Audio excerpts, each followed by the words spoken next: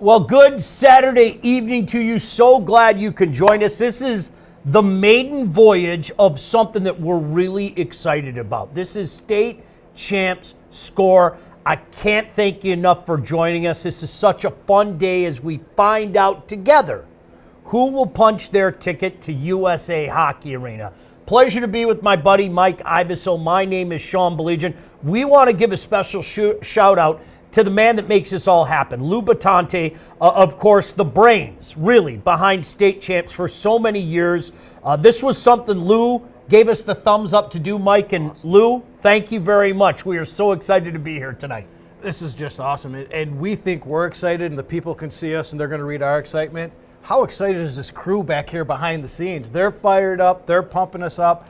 We've been watching hockey all day, Sean, and we wish we had the score when we were at Brighton earlier today so we knew the scores. Yeah, we're going to get into what we saw in Brighton and certainly some of the action earlier, but I always want to make sure to mention our great crew here tonight. We have so many people that are giving up their time on a Saturday night because just like you, they're passionate about what I refer to as the greatest game on earth. John Watson in the house, Chuck in the house. We've got Kevin in the house, John Kidd doing John Kidd things. He had the Kid Cam out earlier. He's editing. Rock and Rye Robbie. We've got just a huge cast, and we've got eyes on all the action around the state. So this is what we're going to do tonight. We're going to chat with you guys. If you guys are watching this right now, you have any comments about some of the action that you saw, maybe some predictions about what you think might transpire not only tonight, but looking ahead to Thursday, Friday, and Saturday at USA Hockey Arena,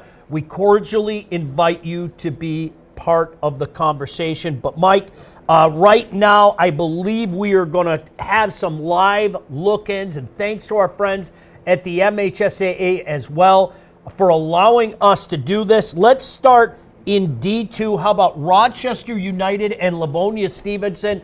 They are underway right now in Royal Oak. At last check, you guys correct me if I'm wrong, but there's your live look, and second period is about to start.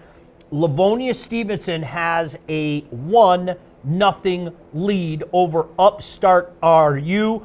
Connor Buchanan scored at the 12:52 mark of the first period. So Livonia Stevenson, Coach David Mitchell and the Spartans looking to make it back to USA Hockey Arena. Mike, as incredible as it sounds, with all the success that Coach Mitchell has had, this would be their first trip since 2016. When you dropped that on me, it took me a second. It was hard to believe that it's been that long because Stevenson is always in the mix of things. And we've been saying it since the beginning of, not this year, Sean, last year, that this was going to be a special team out of Stevenson. Yeah, so 1-0. And you know, just a word on RU, if I may, as well. This is a team, a young team that you saw go like this throughout the course of the season. I love that stuff. I've had some conversations with Tucker Penning, as you have, yep. I know, as well. Great guy. He gets it. This is going to be a team to watch, I think, for quite some time with Coach Penning behind the bench. Yes, just talking to him, you can feel the excitement come off of him, so you know how those players in their locker room play. But overall, Sean, this guy is a good coach for high school hockey. He's going to be one that's going to bring players in, and he's going to promote this game.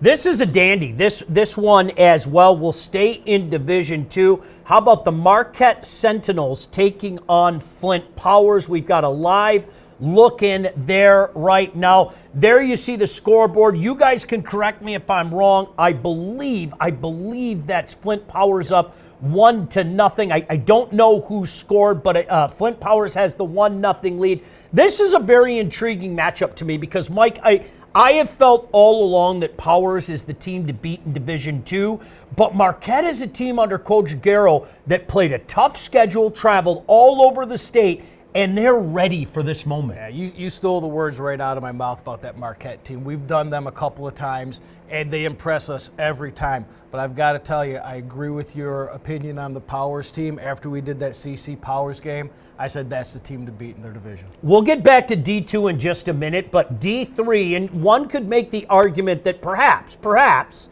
this is the matchup of the day. The Eaglets from Orchard Lake St. Mary's taking on the Pioneers from EGR. You know how close EGR has been to winning a championship the last couple of years. Eaglets trying to make their way back as well. They haven't won since 2008. Mike, arguably, the two best teams in Division III, and only one of them are going to be able to punch a ticket to USA. What a great game here in this quarterfinal.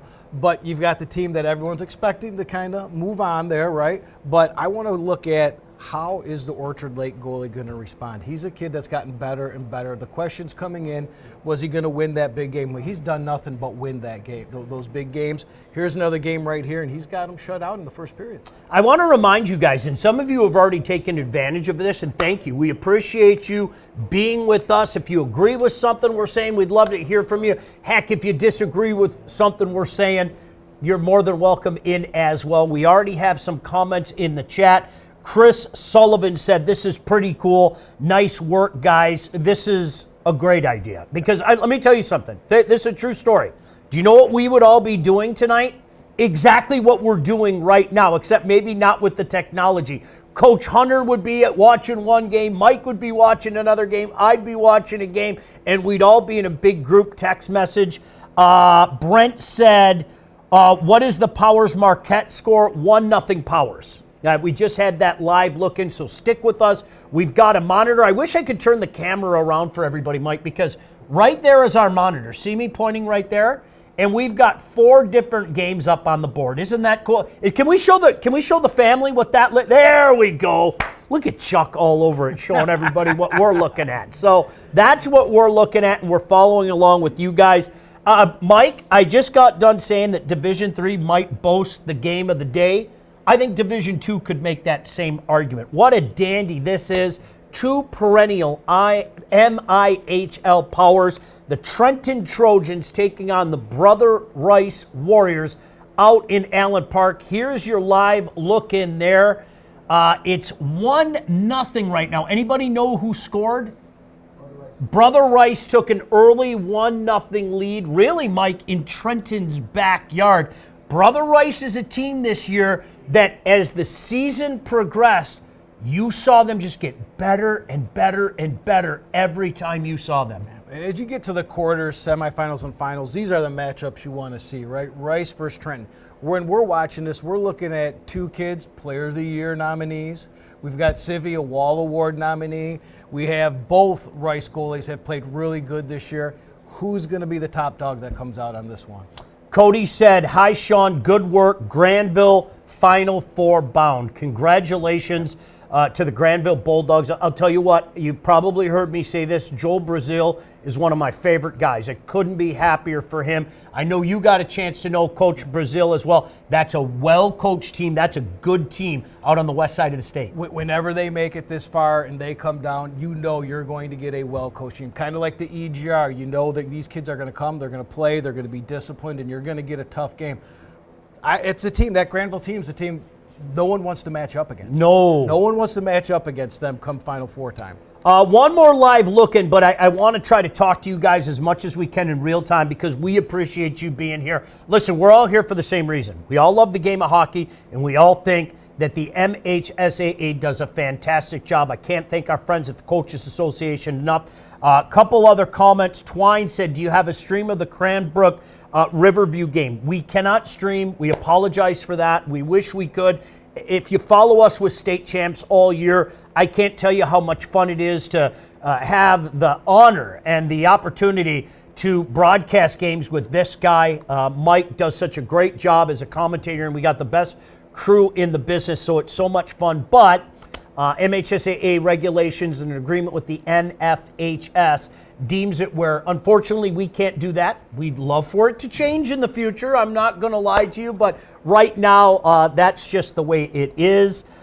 Trenton and Brother Rice is the game that I'm tuned in for. Hey, Chris, like I said, you could make the argument that that's the game of the day. You could make the argument that there have been quite a few games that could make that argument. I know Coach Hunter was out in East Lansing and saw a pretty darn good one that we'll get to in just a minute.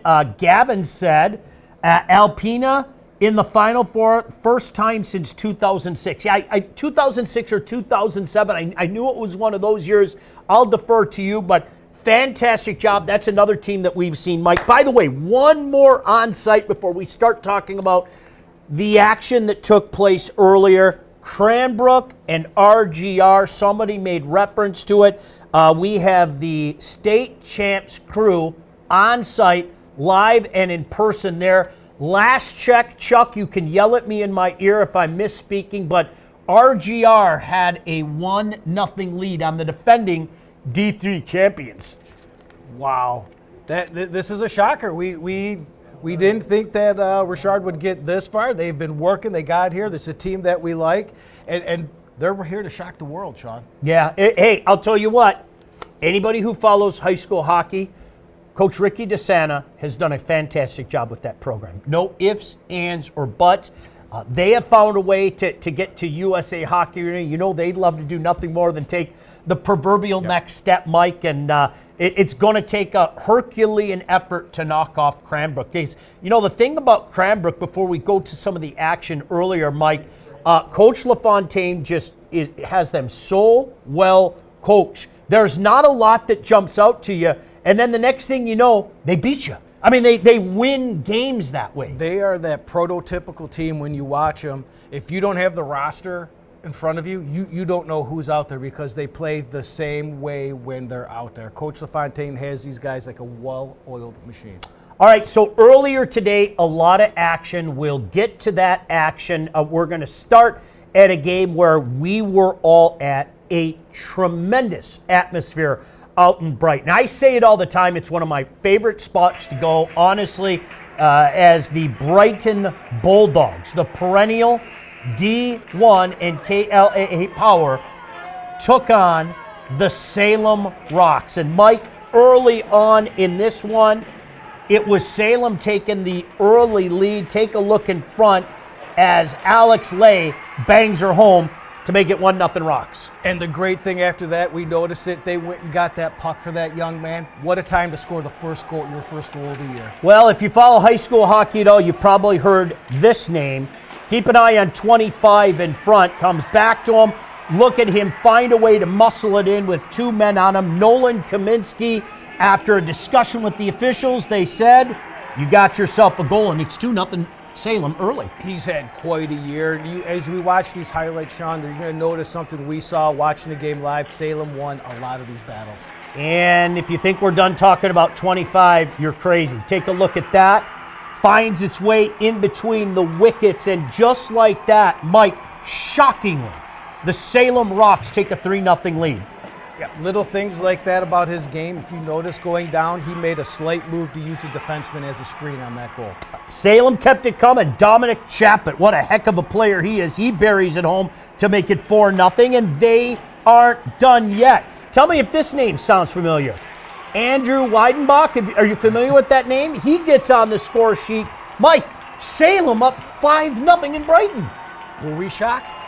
A little bit. We were shocked. Not by Salem winning, but the score of that game. Hey, Brighton's got a lot of pride. They respond with 2 goals before the end of the second. One by Eddie Wheeler, and then right there, John Benkner snaps her home from the point. You'll see that in just a second. And we got it 5-2 as we head into 3. And all of a sudden, there's a pulse for the Bulldogs. Yeah, they started getting a lot of bodies in front of the net there. They were screening them. Goalie wasn't seeing too much. They gave themselves a chance. Even had a close one to get it within 2 goals. Mike, in the end, just too much Salem, too much Nolan Kaminsky. How about this? 4 goals and a helper on the night. Salem knocks off Brighton 7-4 and advances to the semis for the first time in school history. How cool is that? That is great. And you can't do anything but give props to Kaminsky. He came in, the pressure was on his shoulders. He knew as the captain what he had to do. We were talking about him before the game. What's he going to do? Is he going to live up to this? Sean, he lived up to everything tonight. He absolutely did. And I'll tell you what, when you're talking about some of the things that we're involved with, we have a couple really cool competitions during the course of the year. We have the Wall Award that, of course, goes to the goalie that we think was most exceptional during the year. And, of course, we've got our Warrior Hockey Player of the Year. I think the name Nolan Kaminsky might just appear on that list on Monday. I'm going to go out on a limb, Mike, but I have a feeling that name might appear on the list. And that conversation started before the game today, Sean. Sure. Let's be honest. We came in and we were looking at a couple of players as far as who could be that next guy if they have a big game, because big game moments are involved in that award, and Nolan Kaminsky had that today. Tramer Industries chimed in, Salem rocks. Well, they certainly did today, and congratulations to Salem for punching their ticket to USA Hockey Arena. They will be playing, of course, out of Division I on Friday night. Those Friday night games are at 5 and 8 o'clock. We don't know what games are which at this point in time. The committee is meeting tomorrow. My understanding is, talking to the Coaches Association President Ryan Ossenmacher just this afternoon, the committee's going to meet at 2, so we'll all find out together who is going to be matched up. Division II, don't forget, that is the Thursday night games, 2 Thursday night games. Division III is the 2 early games at USA Hockey Arena on Friday. And then, Mike, Division I, the evening, and then the later in the evening games as well. We had a chance after this one, though, to talk to a very, very happy head coach of the Salem Rocks. So here's our conversation with Coach Seeley. I'm here with Nolan Kaminsky, by far the #1 star of the game today. Nolan, how does this feel? You guys are going to USA Hockey Arena. It feels amazing, man. First time for Salem history making it to USA, and PSEP in general. It's awesome, man. We got a bunch of warriors on this team, and we're not done yet. Seriously, we're not done. What a heck of an effort by your top line, but I know you want to talk about your team as a whole. Total team effort today, really limiting Brighton. What did you see out there? Seriously, all our third, fourth, and second line played amazing. They kept everything in front of them, and I think we got 2 goals from them today, so that was awesome. Our team played amazing today. Our D stood on their head. Our goalie stood on his head. It was awesome, man. I'm super proud of our team. This guy and Salem heading to USA Hockey Arena. Best of luck. Congratulations. Seriously, appreciate it. Thank you. Thank you. Nolan Kaminsky, folks.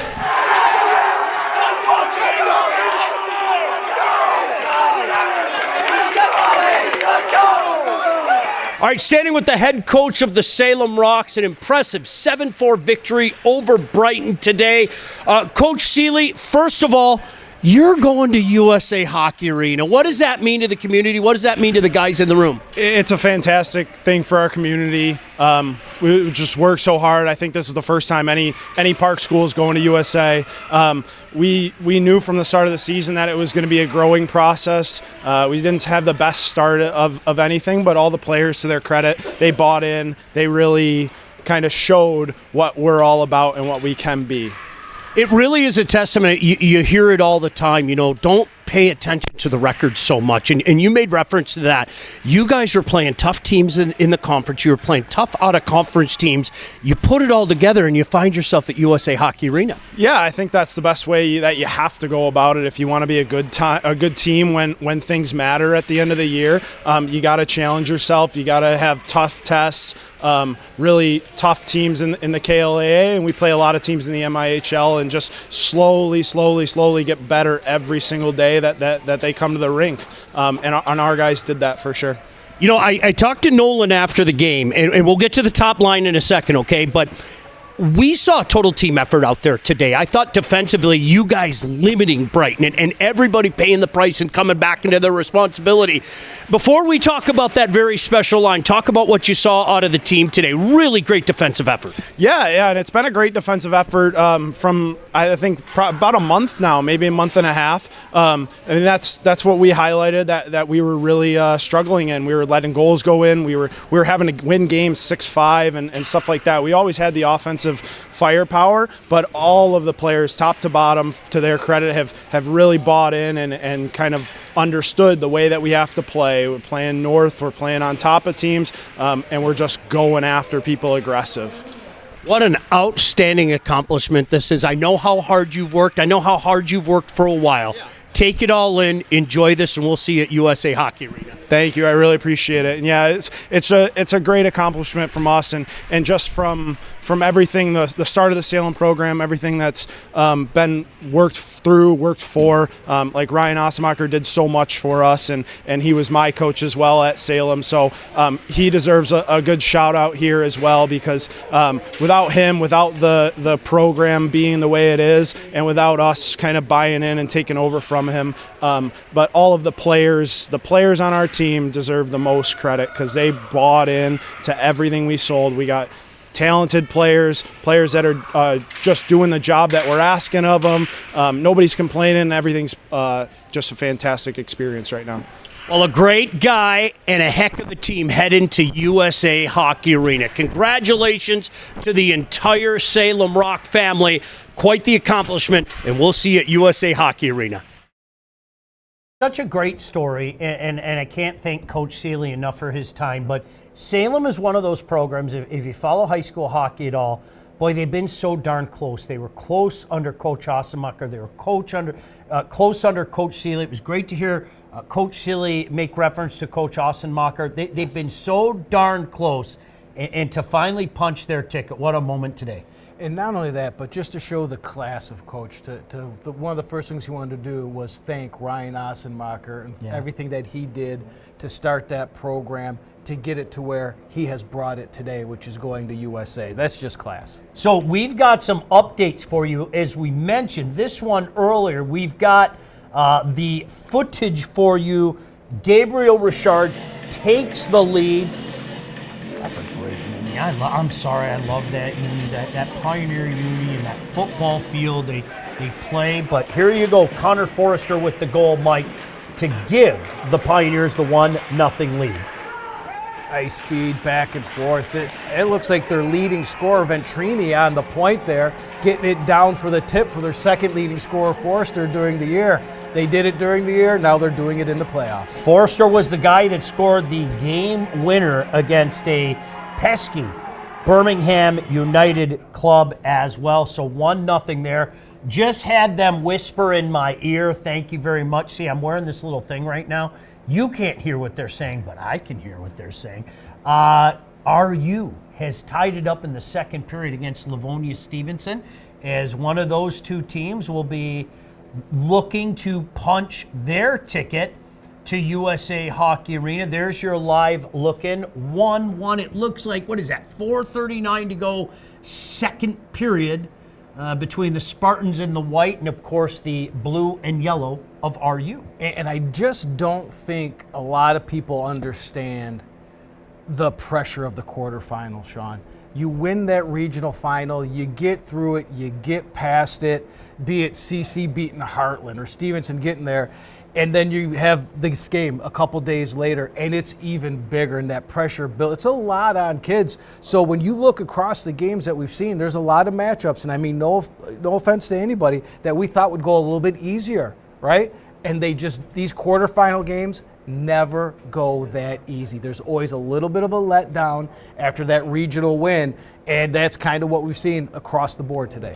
You know, you guys are more than welcome to join the chat. I know a lot of you have. If something jumped out to you today, you have an opinion on a particular game or a situation, or maybe looking ahead to USA Hockey Arena. Aww. It was really nice that Jiffy Pop jumped in and said, I love Sean and Mike the best. Jiffy Pop, I love you. I can't tell you how many evenings I had that thing on the stove, remember? You'd wait till the stove turned red hot, and then you do that, and then that pop would, and then delicious popcorn came out like 96 seconds later. I mean, I know Watson knows about that, but I don't know if even some of the other guys in this room know about that. The kids today, there's no way they know Jiffy Pop. They know microwave. I got it. Kevin, do you remember Jiffy Pop? Jiffy Pop. Oh, he's Jiffy Pop. But do you know what Jiffy Pop is? Do you remember Jiffy All Pop? right. Stove popcorn. Oh, that stuff. Yeah, you go like, that But thing. you got to go back to that when thing pops up. Are you kidding me? When on TV we only had like 2 or 3 channels, and maybe there was a late night monster movie on. You turn the lights off. You go put the Jiffy Pop on. Oh, that was great. Another team punching their ticket. Congratulations to Grandville, the Grandville Bulldogs, heading back to USA Hockey Arena. I said it earlier in the show. I'll say it until I'm blue in the face. Joel Brazil Boy, I'll tell you what, one of the classiest guys you'll find, always has a smile on his face. Mike, this was a tough one for me because you had TCC, who the legend, class act Coach Givens, and Grandville, class act Joel Brazil. It's tough that one of those guys are going to lose this game, but in the end, Grandville scores late in the game to come away with a 1-0 victory. And can I add, I think a lot of people might think, oh, there's Sean talking everybody up. But I got to tell everyone, we had that same conversation that you just had about how torn you were about these two coaches. Oh, true story. A while ago. Yeah. This just wasn't for the camera. No. And it is. It is two class guys, two legendary coaches out there that mean a lot, not only to their areas, but to the overall to the game. Yeah, the guys that do so much. And I believe, Chuck, tell me if I'm wrong, I think we've got a highlight package for that as well. Not a whole lot of highlights as it was only 1-0, but as you know, sometimes, Mike, those 1-0 games can be the best type of hockey game. So why don't we take a look at those highlights right now, and we'll do it together as Grandville and TCC got together. Chuck, take her away. Trying to be wrapped out of the zone, unable. Quick shot, tipped by Smith. Still battling out of the zone. Breakaway chance. Here he goes. No! Oh! Hertzberg got a beautiful chance. 2:30 left to go in the third. Around the blue. Face off. One-timer. Hit in front. Shot. Oh, he did it! A goal! Scored by Gabor! It's 1-0 Grandville! I mean, that was an absolute snipe show from Grandville. One was bound to go in. That's why you win face-offs. No icing. Played before the goal line. Trying to get out is Vanderveen. Man pinned. 10, 9 seconds left to go. Fans on their feet. Battling down. Still battling. Still battling. Ceramic. That does it. Grandville has won 1-0. They're going to Plymouth. Central season comes to an end, but what an amazing performance from Keel Knapp. I mean, what a performance by TC Central. You did everything you possibly could have, and it just didn't end your way. Wow, I can't. Well, congratulations again. Go to Grandville and a great community out there. As Cody said, Cody, I hate to name drop, but I had a conversation with Coach Brazil this afternoon myself. He said Coach wasn't there. He was in Maine for his son's game. Yep. Like any father would, I'm not going to begrudge him of that, but I did have a conversation. We exchanged some pleasantries via text, and I made sure to tell my old buddy that I look forward to seeing him at USA Hockey Arena again. Mike, people forget, they were a mainstay for a long time, representing the West Side out in the Division I ranks. Yeah, not everyone knows about that talent that comes out of the West. When you're looking at this team, I'm looking at them right now, Sean. Their top 8 forwards are all double digits in points. That just screams depth. That just screams, I don't want to face you in the Final Four because you are going to be a hard battle. Hey, once again, and appreciate you, Cody, and everybody else in there. We would love to have some conversation with you as this is going on. We are all reacting in real time. As a matter of fact, I want to make sure I heard what I heard in my ear just a second ago. Did I hear that Orchard Lake St. Mary's jumped out to a 3-0 lead on East Grand Rapids? East Grand Rapids. Wow. Wow. This time of year, to have someone jump on EGR like that is shocking because we have watched them methodically play their game year after year, getting to USA Arena. There's your live look, and my jaw drops. Take a look at number 5. I really like that guy, Owen Stropkai. They've got a really good goaltender in young Finch, but boy, oh boy, Orchard Lake St. Mary's rolling right now, Mike Iavasile. They are up 3-0. And they have the talent. They've always got that talent.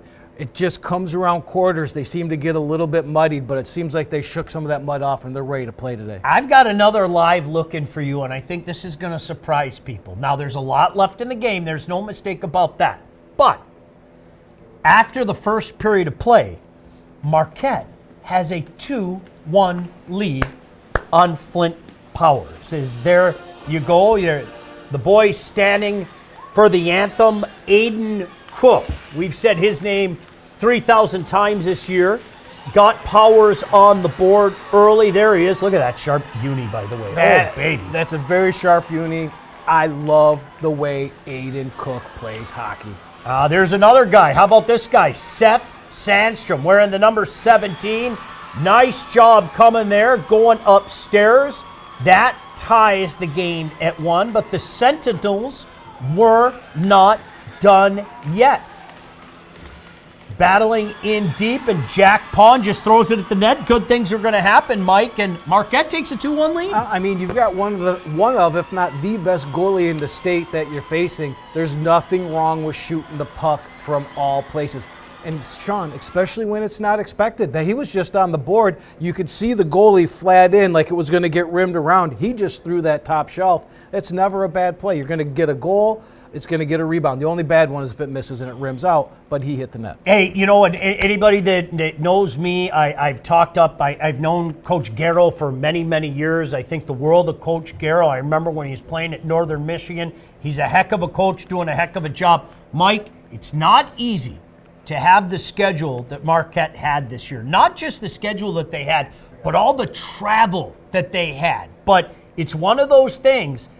Coach Garrow's doing what he can to get his squad best ready for a moment like this. Bingo. He has built that schedule that has baffled and been tough for those UP teams to get to. How do we mimic what they do down south with all the travel, all the games, all the competitive games away from home? And Coach Garrow's done that at times to the detriment of his team. As we've seen a couple times, they were dead-legged, right? But it was all for a purpose, and that purpose is being served right now. Whether this game finishes 2-1 or they lose, what he's done is showing on the ice right now that his team is best prepared for this game. I think I heard our pal Chuck, who, by the way, props to Chuck. I don't know where he got that Cajun dry rub, but I'm going to hold him hostage here until he tells me where he got that Cajun dry rub, and he makes sure that we get some in our possession. I know where he got it. He made it. That's homemade. You're not going anywhere tonight, Chuck. You are going to make another batch, and you are going to let me take home a giant vat of that. But I think Chuck said in our ears, hey, listen, there have been some great stories this year. There are always great stories when you follow this level of hockey, okay? I don't think there's been a better story all year than the story up in Jeffers. It really has been phenomenal. Chuck, I think I heard you whisper in my ear, Jeffers. So why don't we take a look at Jeffers and the Sioux from earlier today up in Marquette. You know, some people knew about Jeffers because they were whispering in our ear a long time ago, and you've been talking about them since then, Sean. Yeah, take a look. Jeffers in the second period, they've got a 1-0 lead, looking to add to that, and add to it they do. A big goal there for Jeffers. And Mike, there's a huge difference between being up 1-0 and making it 2-0. And then in the third period, 5:12 on the clock. Jeffers on the power play. Cody Turner scores. Jeffers goes up 2-0 there. And then late in the third period, Sioux pulls the goalie from outside center ice. Brogan Turner buries it. The dagger, the empty netter, his second of the game. And for the first time in program history, the Jeffers Jets advance to the state semifinals with a 3-0 win over Sault Ste. Marie. What a moment. What a moment. But just watching these highlights, Sean, this is what we have to look forward to coming.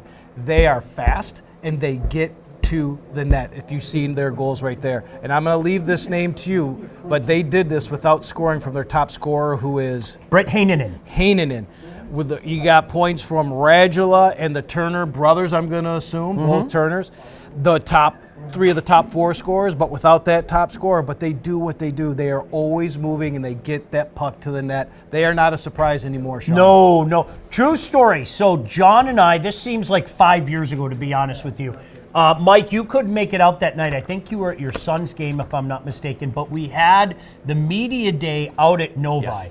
And when we were out at Novi, I got a call from a coach up north. I'm never going to say who, but a particular coach called me and said, while I was sitting at the KLA Media Day, guys, I'm telling you right now, keep an eye on the Jeffers Jets. And we kept an eye on the Jeffers Jets. We had them in our rankings very early on.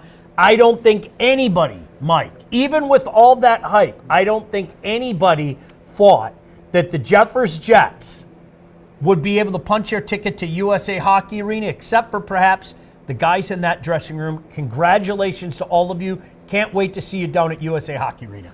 It was just one of those stories that got better and better as it went along, and then all of a sudden the players started coming out. You started remembering the names and seeing the highlights, and like you said, great moment for those kids. I hope they live it up tonight, they have a good time, and then they get their rest, and we'll see them this weekend. So cool. Just a great story up there. I did have a chance to talk to Coach Givens earlier this week, and Coach Givens said that they're affectionately known up in the UP as the Adams family because it's a bunch of cities surrounding Adams Township that makes up the Jeffers Jets. So they're affectionately known up there in Copper Country as the Adams family. That's pretty stinking cool. No doubt about that. I believe, do we have some comments from the coach after the game? I love looking over at Chuck. Chuck's always on top of things. So not only are we going to get comments from the coach, who was on our hockey show earlier this week, but Chuck is also furiously writing down everything it takes to make his unbelievable Cajun dry rub as well. But right now, why don't we hear from the coach? Definitely excited for the way the boys played. We came out, kind of both teams felt each other out a little bit. They got us on our heels early in the second, and I think the big spark for us was killing off that 5-on-3 in the second, and really got our boys energized and able, kind of made the turn, the tables for us. They had size and strength. They were physical for us. Our guys had to grind through and battle that for sure. So, just excited that we were able to rise to the occasion and make the plays that needed to be made. Oh, I'm feeling very good team effort by the boys. All the boys were buzzing, forechecking them hard. That gave us our offense. First time in Jeffers history coming down this far. It's fun, very fun. It feels great. The fans were so loud tonight. It's so great for them to be here. D were blocking a lot of shots, letting me see the ones from farther out, and it made it easy on me, honestly. We're all buddies and just having fun. That's all we're doing. Just going out there playing and having fun. Man, isn't that awesome? I love to see that, and great to see Aaron and some of the boys celebrate. Can't wait to see these guys with my own two eyes. Mike, we're very fortunate. If you follow what we do here on State Champs, not only do we all in our private time drive all over the place. I'm not sure anybody drives around more than Coach Hunter. But not only do we all drive around in our private time, but we've done games all over the place. We did games up in Traverse City. We've done games up in the past up in Copper Country, of course, at the various showcases. But Jeffers isn't one team that we've seen yet. I'm really, really excited to see the Jets. I'm in. That's as I always say. We're all going to see the Jets on Friday, as a matter of fact. Again, just in case you don't remember, always love to reset it for you. You've got the 2D2 semifinals on Thursday. You have the 2D3 semifinals. I believe it's 11 and 2 on Friday, and then the D1 semifinals at 5 and 8 on Friday, and then it all culminates with what we affectionately call Championship Saturday. D2 finals are at 10 o'clock in the morning. The D3 finals are at 2 o'clock in the afternoon, and then, of course, it all culminates with the D1 championship. It's the best weekend of the year. It's the weekend I look forward to sitting up in the stands with you and Coach Hunter and some of the crew that comes out there. And as we know, we get to pick the all-tournament team. Yes. So that is always a lot of fun. And it's also a great look into next year, Sean. How many times have we had guys on that all-tournament team, then all of a sudden next year they take that step and, they're on the Player of the Year award or they're on the Wall nominee. It's just a great weekend to see some great talent and promote the game and the players. Is that our buddy from Twitter, Tridentine Soul? I think it is. I want to make sure that I see that correctly. EGR's depth is a problem with some of his comments. If Marquette hangs on, it would be a tremendous upset. There's no doubt about it. And I'm not taking anything away from the Sentinels, and I'm not taking anything away from Coach Garrow, but let's make no mistake about this, okay? I think most people would agree with me. Mike, I don't know if you would or not. Flint Powers was, by far and away, I think, the favorite in D2. I'm right there with you. However, we both would agree and had the conversation earlier today. If there were a team, it would be called Marquette. Yeah, no doubt. Well, here's our live look-in right now to what is going on with Marquette and Flint Powers. Again, 2-1. The Sentinels on top. And by the pads, that looks like Cole Kelly's in that? I think so. Because the other guy's got the darker pads, right? Yes, yeah. Okay. Still 2-1, 8:50 to go. And Tridentine, always appreciate you. You are so passionate about the game. Really appreciate you. I always love our conversations and some of the stuff you share with the MHSAA community. And he knows his stuff. He watches the game. He breaks it down. He usually finds us at the game to give us his little breakdown after. He's pretty spot on. But with that Marquette game, just watching that little spot right there, Sean, that looked like the Marquette teams.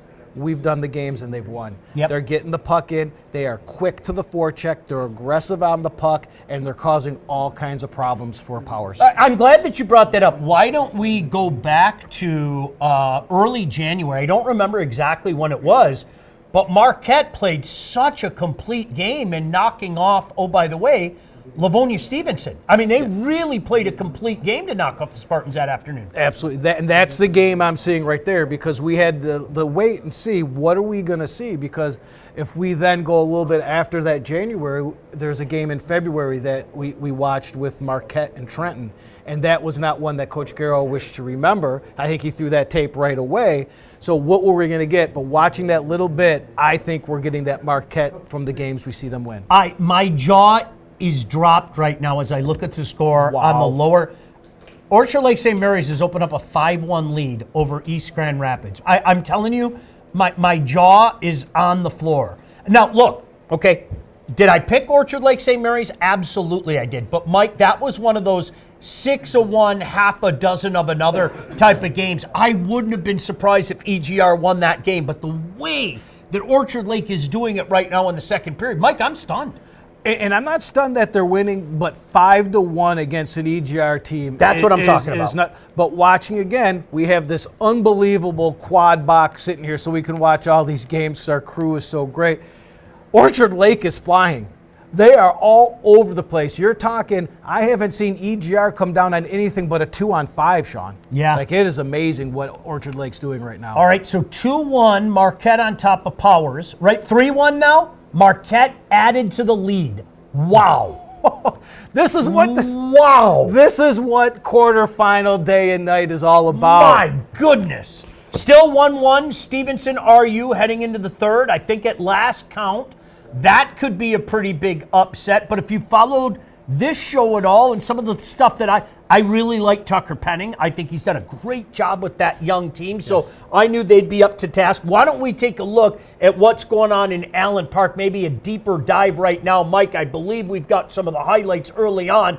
And Brother Rice, in a battle of long-time MIHL rivals, Brother Rice has opened up the 2-0 lead down in Allen Park. And this is one of the more intriguing games we were talking about. Two powers, two perennial teams that you would expect to be at USA meeting one round before. Brendan Beath got things started. A hero shot is what I'm being told. Somebody put that on the thing. So you know me, anchor man. I'm going to read anything you write on there. So that's how it goes. Second goal of the game here, Mike. Logan Jardine scores on Evan Civi to make it 2-0 Brother Rice. I like this Rice team a lot. I think you'll agree with me, okay?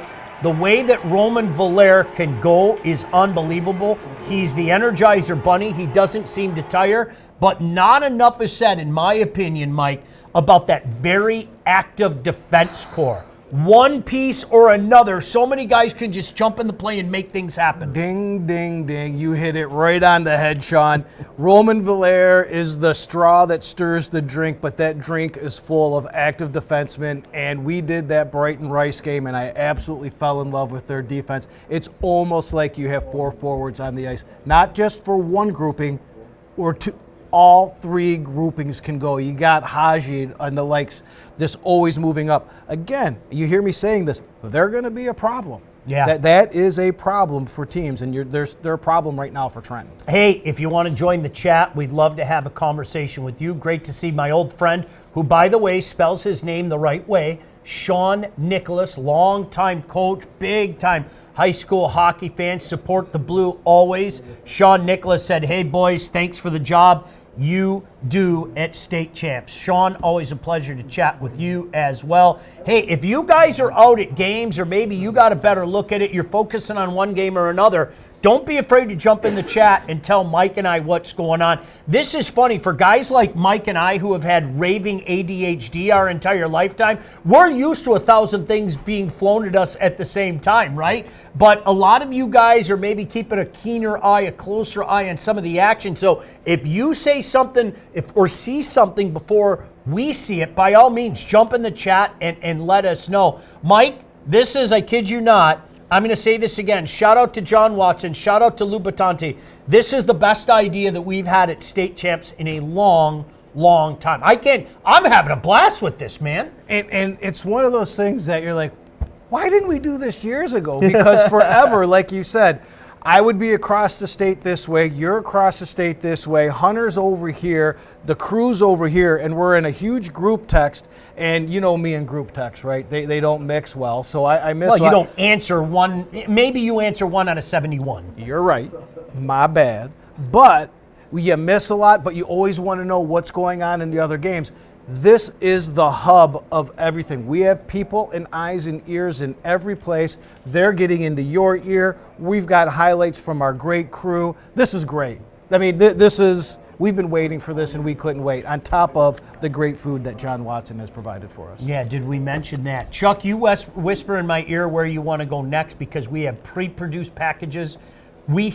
We have so many games that have already happened, so much action going on right now. But right now, why don't we take a look at a matchup not a lot of people thought would take place. Sparta and the Kalamazoo Eagles. Take a look at those Sparta uniforms. They started to make some noise last year. And the upstart Eagles, with, up until this point, Mike, perhaps the biggest upset of the tournament early on, Caden Gleason. If you follow high school hockey, you've heard that name. He put Sparta up 1-0 after the first. Caden Gleason scores goals, Sean. There's not many games that go by that this kid's not scoring. And you ask these kids, can you do it on the big stage? He did it today. He got him on the board. He's going to go to a bigger stage, and I have a feeling he's going to do something there too. Take a look here, not to be undone. You're going to see a turnover in just a moment. Boom! Trevor Serba capitalizes on it. 2-0 all of a sudden for Sparta. We got Trevor Serba with the goal, but I couldn't get the number of the guy. But how about that back check and that relentlessness on the puck to cause that turnover? I would love to get that guy's number, because he should get an assist. And here they come again. Suddenly a redeflection by Kalamazoo. Henry Ludmer gets him on the board, and just like that, Mike, Kalamazoo's right back in it. Yeah, this Kalamazoo team, I went through their schedule. We always say we don't talk about what we haven't seen. I haven't seen it, but they've played some games, and they've even beat this Sparta team earlier in the year. Sparta gets it right back. Senior Gabe Meendering gets the pass, snipes her home to put it at 3-1, but Kalamazoo was not going to go quietly into the night. Carter Dominowski puts it into the back of the net. 3-2, anybody's hockey game as we head to the third period. But Mike, at the end of the day, just too much Sparta. Watch Caden Gleason. Beats everybody to the puck. Shorty, bang. Just like that, second of the game. And Sparta adds an empty netter to win going away 5-2 for the first semifinal appearance in their program history. I love it. And the selling out, my jaw hit the ground. You were looking at me as you were doing the read. The blocked shot all the way out to center ice to start that one. So again, what's the problem going to be here? You got Gleason who can fly and score goals, but you got a team that's going to sell out, block every shot. They're going to back check and try to create turnovers, being aggressive on the puck. A lot of teams don't like that, Sean. That's going to be a problem. Matt said you guys are looking good. Make sure you get Chuck's Cajun season recipe. Chuck's not going anywhere until he hands the recipe to me. I don't know what to, not only is he going to make a batch for me to take home, but he's also going to write down, meticulously I might add, every ingredient in that recipe. And Chuck's over there laughing right now. Oh, you can laugh all you want. You're not going anywhere until I get it, Chuck. We'll see who's laughing by the end of the night. I assure you it won't be you. No, we appreciate Chuck. Drake said, what do you guys think about Hartland? My heart breaks. I don't know how else to say it. Mike, that was a game that a lot of people felt, I feel, it was the two best teams in the state. CC really came out and dominated in that overtime to get things started. But how many times have we watched a hockey game over the years, pal, where the ice is slanted and it looks like any second now. And then all of a sudden there's a stretch pass and you have an odd man rush going the other way. And the team that's really been rained on finds a way to pot that goal.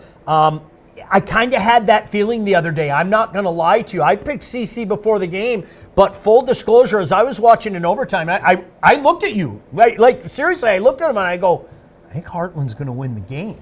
And it wasn't meant to be a great hockey game. I'm going to say it again. I think it's a shame it wasn't at USA Hockey Arena on Friday night in front of 4,000 fans, but a memorable game. I give a tip of the cap to the Hartland Eagles and the job that Rick Gadwa has done for so many years. And I say this all the time. Not only the job he's done for Hartland, not only the job he's done for the high school product as a whole, but me personally, and I know John Kidd would vouch for this, what he's done to help us do what we do, you can't put a price tag on it. I'll be a Coach Gadwa fan forever. And what a moment, me, you, and Coach Hunter going over after the game. And I give Ricky all the credit in the world for keeping it together as he did. And we got to say all the things that you just said right to him. And in true Gadwa style, he's like, no, that's not. It's guys. I'm going to be here tomorrow. It's all good. Don't do that. But he deserved all the kudos. Michigan high school hockey players need more coaches like Ricky Gadwa for when they walk away from the game, which eventually they do. The next man up is going to be taking that. And we've been talking about a lot of guys, out in Rochester and stuff, that are going to be stepping up and helping these kids move along like Ricky did. We're going to get to CC in just a moment. We had a great comment. Speaking of teams punching the ticket for the first time to Division I, our buddy Tridentine said, what do you guys make of Salem going to the Final Four? They were good during the season, but no one really had an idea what to expect from them. I think that is spot on. Everybody knew Mike. I said it the first time that we saw him against Howell, and again, that seems like about 15 years ago. I thought they had the best line in the state. I think Chepet and Kaminsky and Patel is the best line in the state. But there were a lot of hit or miss moments. There were a lot of things that made you said, do they have it defensively to go win a game? Do they have it in between the pipes?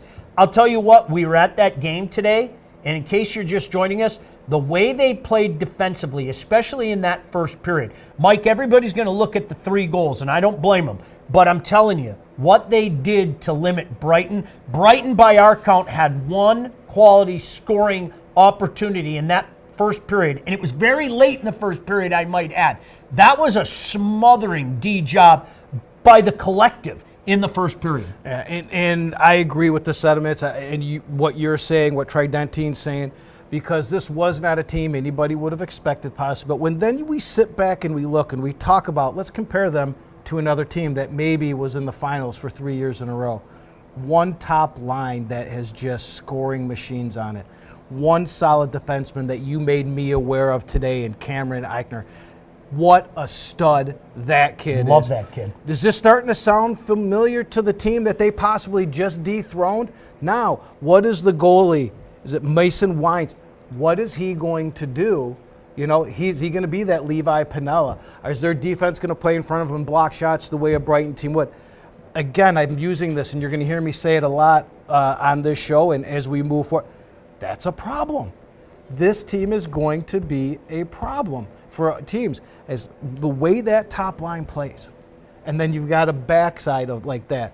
Goalie makes some saves, we've got a ball game. That's a great win by them and a great step for that program. That's a great analogy to what you saw out of Brighton the last couple of years. And it's funny because we saw two integral pieces from that team at the Brighton game today in Lane Petit and Cameron Duffney.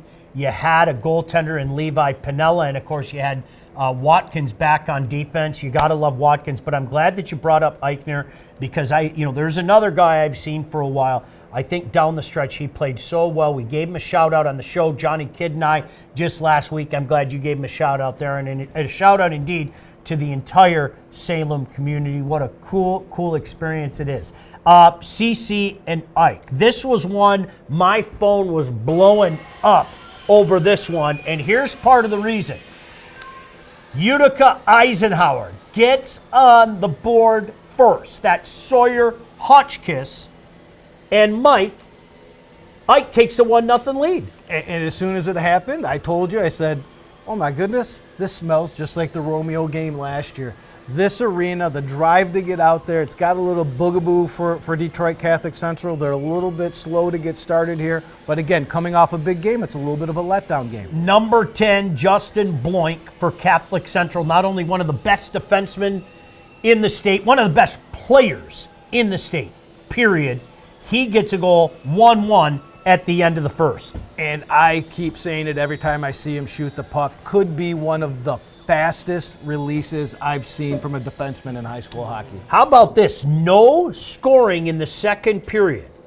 Mike, Utica Eisenhower 17 minutes and a goal away from pulling up a unbelievable upset, but Tyler O'Brien, who I know has been fighting off an injury or 7, scores to give CC their first lead of the game. I have known Tyler O'Brien since he first put skates on at KV, and he is the prototypical kid that you want to wear the C on his chest for your team, the way he plays the game.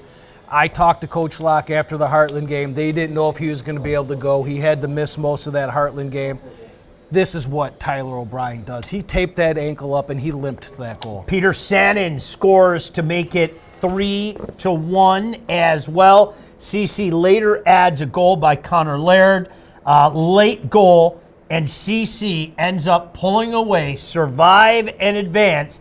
They knock off Utica Eisenhower. Congratulations to Utica Eisenhower. I thought they were a team from afar that was fun to watch all year. Their goaltender, Connor Holmes, had one heck of a year. Certainly, Mike, I think it's safe to say they were the class of the MAC, and they really gave CC, by all accounts, all they can handle today. 64 saves today, Sean. Ooh, is that any good? Is that any good?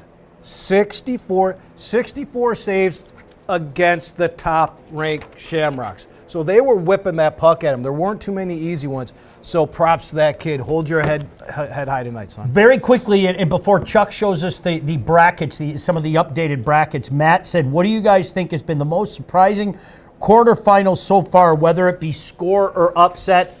I think there are two. My jaw is dropping at what I'm seeing right now with OLSM and EGR. And again, Mike, like we talked about earlier, if EGR won that game, I wouldn't have been surprised. I think they were maybe 1-2 in Division III overall. But that 5-1 score right now, if it's still 5-1, Mike, I'm stunned at that. I really am. I'm stunned at that one. If the RU Stevenson game is still 1-1, I'm stunned at that one. But again, this is what the quarterfinals is about, Sean. All these things, there was maybe 1 or 2 games that we might say, like, okay, we think we know what's going to happen. The rest of these games could go either way. But like you said, 5-1 against EGR, that is mind-blowing. Coach Hunter, thank goodness I can read lips. Coach Hunter, see behind the camera right there? See, just behind that camera. You guys can't see it, but just behind that camera, Coach Hunter just said to me, 2-1 Stevenson. Right? Coach Hunter, shake your head in the affirmative. Yes. 2-2 now. Chuck says, oh yeah? Out of here, Hunter. 2-2 now. Just like that, Chuck. That's the cool thing about this, Mike. Like, we're reacting in real time right now. And so RU comes back again and makes it 2-2, huh? I know, and there's steak in front of us. That's like you put steak in front of an ADHD guy and you want me to pay attention to a 2-2 game. But again, so now what is more that is shocking. We're living right in the moment of a game that this time of year is all about, and we stay up all night sending text messages, but no more will we be doing this because we have the state champs score to help you out. We really appreciate you joining us. This is our maiden voyage. Like literally, what you're watching right now, we are just flying by the seat of our pants and loving every single second of it because we're all hockey fans. We're all watching the same stuff that you're watching. I'm also being told right now with some of our live look-ins, 3-1 Marquette after 2. That would be another shocker because, Mike, I'm going to say it again. Just one man's opinion, okay? I didn't think that Powers was just the favorite in D2. I thought they were the heavy favorite in D2. I agree with you on that, but right now that scares me because Coach Garrow, 2-goal lead, third period, quarterfinals, locked down.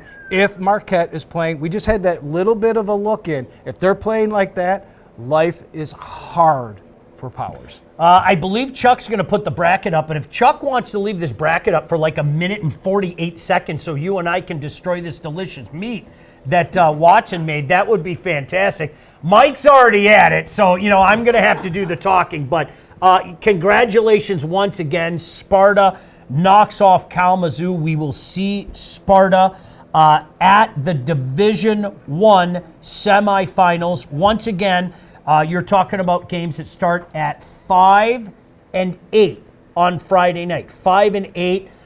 Coach Robertson, an old buddy of ours, knocks off Nathan Breyer. I can't say enough about the job that both those coaches did this year. I'm serious. If you watch our show during the course of the year that we do with Johnny, those are two guys that deserve heavy Coach of the Year consideration. A lot of people wrote off Clarkston early based on some of their losses from last year.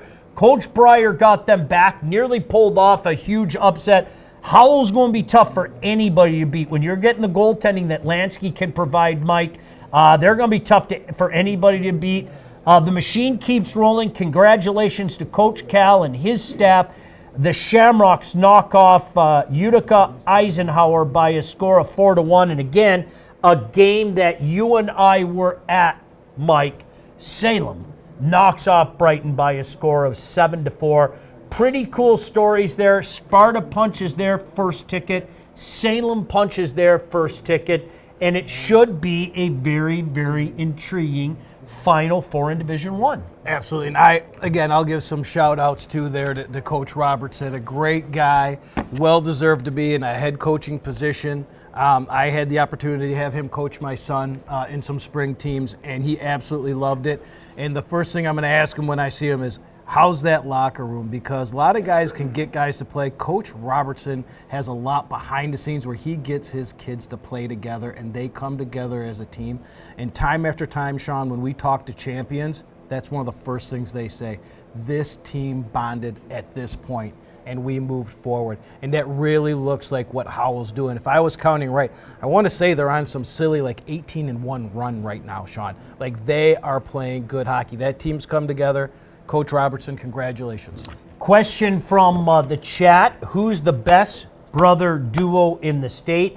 The Heiser boys are pretty good. No argument there. I think you could say the Blackwoods at De La Salle. The sophomore, by the way, is the one that scored the overtime winner against Catholic Central. Their first loss in almost 3 years to the date. Mike, of course, you and I were at that game 3 years earlier where they lost to De La Salle. Warren De La Salle. So they're pretty good, but that's a good question. Heiser brothers certainly legitimate as well. So much going on right now. We've got the live look-ins as well. You know what, Chuck, if we can fly by the seat of our pants, and this is, listen, selfishly, this is all about me. I want to see what's going on in the games right now, okay? I don't care what you guys want in the chat. I don't care what you're whispering. As a matter of fact, I'm going to take this thing out of my ear because I want to see what's going on in these games right now. Marquette and Powers 3-1 heading into the third period. The Sentinels with the lead there. Stevenson just scored. I just looked over. I could see them going by the bench. So I think, you guys correct me if I'm wrong, but I think the Spartans just took a 3-2 lead. They did, with about 5-something to go in that one. Oh, that's a huge goal for David Mitchell and the Spartans. 5:02 to go. Wow. Again, Mike, Orchard Lake St. Mary's, the fact that they're winning, that doesn't surprise me. The fact that they're winning 5-1 over EGR, I'm stunned by that. I'm not going to lie. I've got no words for that one. And watching the game, you can see why it is. And it's like these moments that come together, whether it's coaches getting a little bit more bought in as the year goes along, or they get the players going. But Orchard Lake is playing unlike I've seen any Orchard Lake team in the past play in this quarterfinals or beyond, Sean. And up in the Rochester-Stevenson game, regardless of the outcome of this game, Rochester is putting their name on the map out here. They are saying the East Side is for real, the East Side has players, and we are going to be coming for you guys.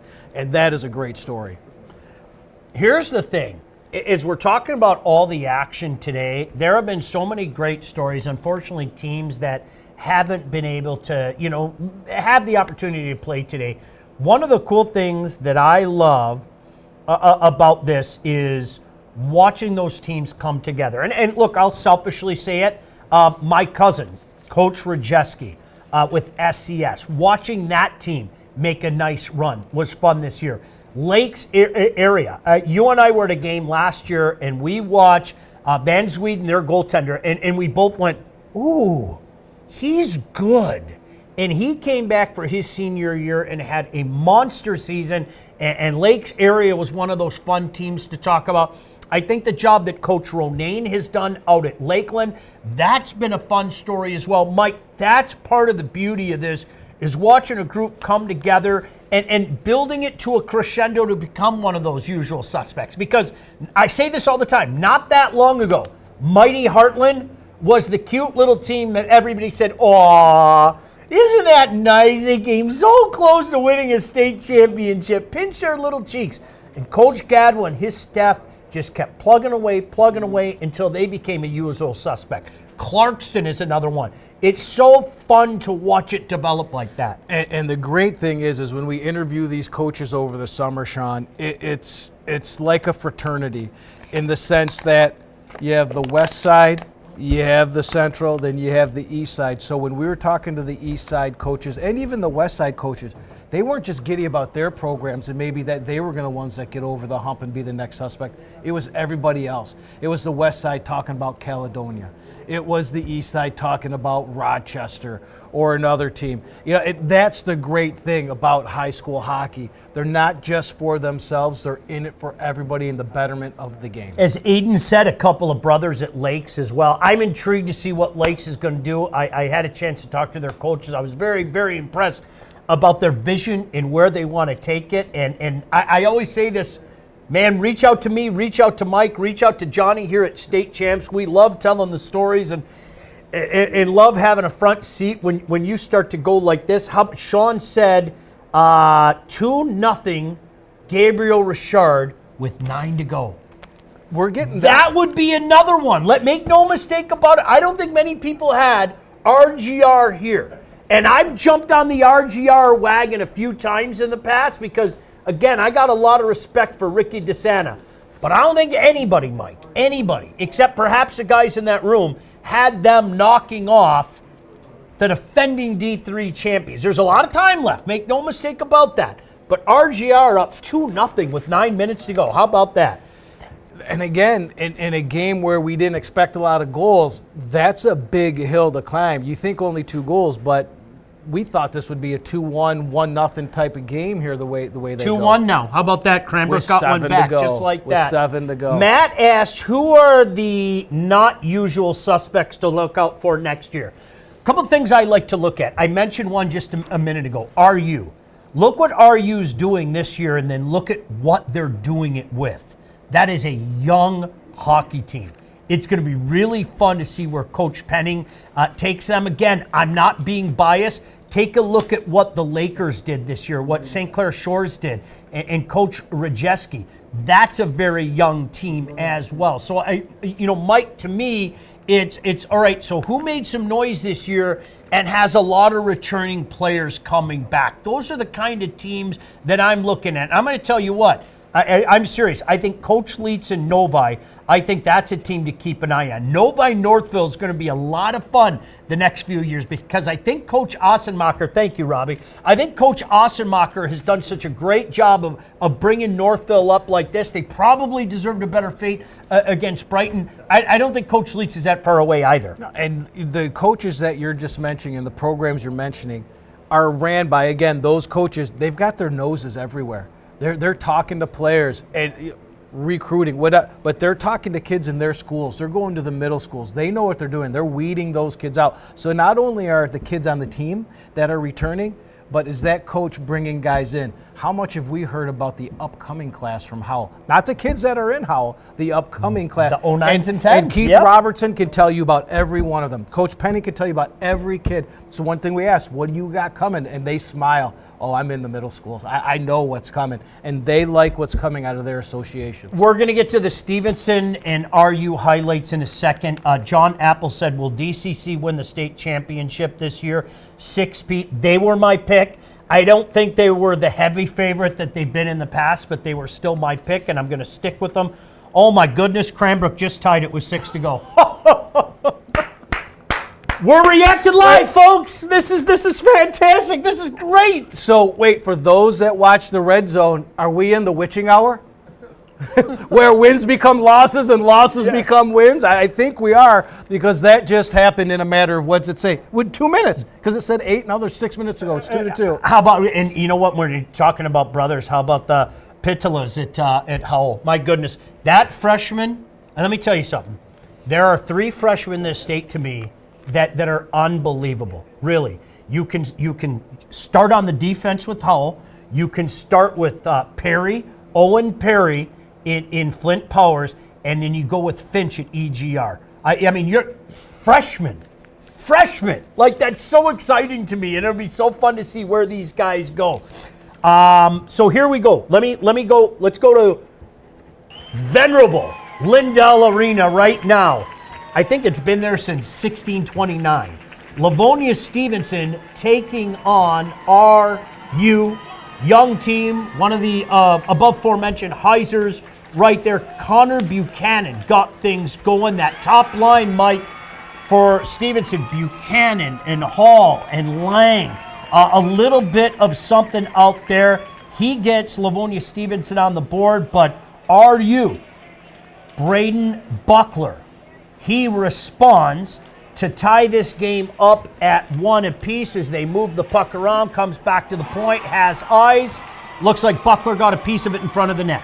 Yeah, and the puck battles that they won, to move the puck to where it goes, to throw it towards the net, is everything that we talk about. Keep the puck moving, get it to the net. Buchanan's not done. Take a look at this. Another one right there in front of the net. Hall with the shot. There's your rebound, goes right to Buchanan, and he gives the Spartans a 2-1 lead. And Connor Buchanan, another defenseman turned forward. We're hearing a lot of that this year. Noah Heiser ties it up. RU undaunted. Throwing the puck inside. There's a deflection right in front. Heiser gets the second goal for RU to tie it at 2 apiece. Late in the game, about 5 minutes to go, Dawson Wallace for Livonia Stevenson. We're going to see the highlight in just a second, but Dawson Wallace gets one for the Spartans as they're moving the puck around, snipes it in right there. You know what Stevenson's going to do under power play. You can't stop it when they execute like that and they hit passing lanes. Why don't we go to Brother Rice and Trenton right now? How about the Trojans coming on? It was 2-0 Brother Rice. The Trojans still at it, and now we've got a 2-1 game. The Trojans get a much-needed goal there. And was that Durbin? Oh, and then watch Durbin. Rice come right back. That was Durbin to make it 2-1, and then Jardine gets his second of the game, and Rice has their 2-goal lead back. Mike, on a personal level, I just want to make sure I get this correctly. is the game from Royal Oak a final? Livonia Stevenson RU, is that a final? Congratulations to our friend, David Mitchell. We've known David a long time. Coach Mitchell and the Livonia Stevenson Spartans going back to USA Hockey Arena, Mike, for the first time since 2016. There is the Livonia Stevenson Spartans going to celebrate. RU, I'm sure, very disappointed, but they have nothing to hang their head about. What a fantastic season by RU, and they are going to be back. Make no mistake about that, as the Spartans are celebrating at John Lindell Ice Arena out there in Royal Oak. As you see the coaches shaking hands, the assistant coaches shaking hands, and David Mitchell and the Livonia Stevenson Spartans heading back to USA Hockey Arena. Mike, people will remember for a while they were mainstays there. Yes. They won the state championship in 2013. They lost in the state championship final to Brother Rice in 2015. They lost in the state championship final in 2016 to the Romeo Bulldogs. But Coach Mitchell bringing the Spartans back. And I'll tell you what, props to Coach Mitchell, because I think Coach Mitchell would be the first one to tell you, not that long ago, that team was really struggling and had to find themselves. They were really struggling. And you know what? Those boys got it back, Mike. They found their way through those waters, and they're getting back to USA Hockey Arena. And yeah, the boys did, but let's not skip over the job that Coach Mitchell has done, from being at the top of the mountain and having a team that had some stuff going on, kind of crashed down a little bit. He stripped it down. He saw some of the mistakes that were being made, some of the things they wanted to change, changed them. And we talked about this team today, 2 years ago, of what was coming. And I can't be happier, not only for the Coach Mitchell, but for that program and those kids that stuck with it. That's what high school hockey's about. Couple comments. We're going to take a break, and Mike and I are going to go destroy some steak. I'm just telling you right now. Like, I don't know what you're doing during the break. We're going to destroy some steak during the break. Gabe said, what about that Celine team that had a tight game against Brighton? Props to Coach Zagata and Celine for hanging so tight. There's no doubt about that. That was a great game. I know Coach Hunter was live out at that game for that. Coach Z from that David Mitchell tree. Props to them. Are you familiar with a young lady named Olivia Iavasile? Are you aware of her work? I'm very aware of her work. I'm not aware of the comment she made. She said, Mike always told me growing up, get the puck on net, because you never know what will go in, point proven, during that Hartland game. Now I see what she said. I saw the one up here. She said 2 minutes, but down here, wow. Proud dad moment. Yeah, and shout out to Nelly while we're at it. Matt said, where is Rock and Rye Robbie? Somebody get Rock and Rye Robbie a microphone and a camera on him. He's the best looking guy in this building by far. Make no mistake. Robbie, come here for a second. We have to have the pretty one on. Can we just look at his face? He doesn't have to talk, but we need to have some. Look at that. Could you imagine going through life looking as beautiful as this kid? Are you kidding me? Come on. Oh my gosh. Oh, look at all the women going, what's this looker? It's just a bunch of R's. Is he single? There it is. Do you know where I could stream the Cranbrook Gabriel game? Max, right here. I don't. I think NFHS, right? NFHS. Yeah. Don't do it. I wish we could do it, but it's a tough feed. Stay here with us. Yeah, you can stay here with us. All right, break for us. We're going to come back, try to catch our breath. Mike and I are going to see how much steak we can eat during this 2-minute break, so don't go anywhere. State Champs Score continues. So glad you could join us on the State Champs Network.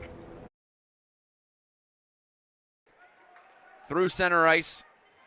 It's Storm. He's playing a ton in this game. Gives it off. Wolf. Open man in front. Score! Howell's got its first lead, and it's Lincoln Franti shoveling it behind Brady Damien. Brilliant passing play from that forward line for the Highlanders. And with 13:41 to play in regulation, Howell's on top in this quarterfinal. Catch your breath. Gathered by Trey Damien. Here he comes. Left wing side, Damien to the outside, in alone, stopped by Lansky, wrap around, no goal! No goal. It's waved off. The puck is in the net, but the net was dislodged. Oh, my. But Clarkston still with a chance, and they get a face-off win. Down the boards, Wilford. He's fended off, but it's right toward the front and swatted at by Stanek, but it goes wide of the net. Down to the final 10 seconds. Whacked at in the slot. Picked up and cleared toward the empty net, and just wide. It'll be icing with 3.4 seconds to go. Hootery against Stanek. Well, Stanek tried to shoot it. He did. It was blocked by Hootery. To the corner, trying to run out the clock. Chad Patella. Final, Howell 2, Clarkston 1. The Highlanders get revenge for last year's loss to Clarkston in the state quarterfinal right here at Munn. Lincoln Franti, the game-winning goal, and Henry Lansky. There's a reason he's a nominee for the Wall Award this year. Passed it centrally off to Brinker. And his feet hit the stick of Albers, turned over. Zielinski scores for Orchard Lake St. Mary's from the tops of the circles as he whipped it inside the post past Finch's blocker, and it's 2-0. 10:42 left in the second.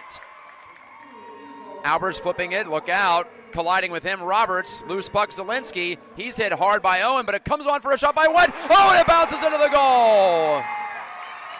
I don't know if someone got a touch on that for Orchard Lake St. Mary's in front.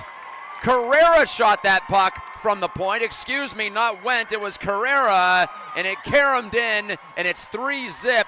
2 goals, 28 seconds apart for the Eaglets. Oh, and he's got Albers going to the goal, a backhand, but he flubbed it, got it back, off the body of Keene, back to Owen. He scores, and it's 3-1. Oliver Owen drives it in after Albers had a couple of looks in front of the net. Not a power play goal, but it is a crucial first goal of the game. We still have the clock. Welcome back in. I'm going to tell you what. Again, I'm going to deviate for just a second. There isn't a human being on this planet that can cook a steak like John Watson can. Mike, every time.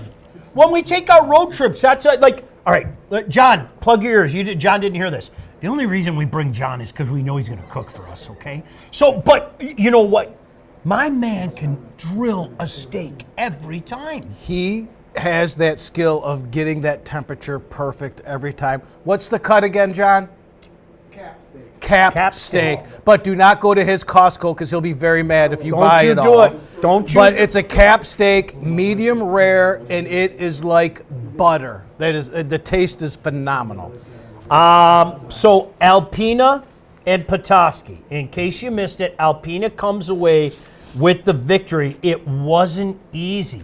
The Northmen came ready to play, and early on, a guy I mentioned during the week, Linus Catterat, gave the Northmen an early 1-0 lead.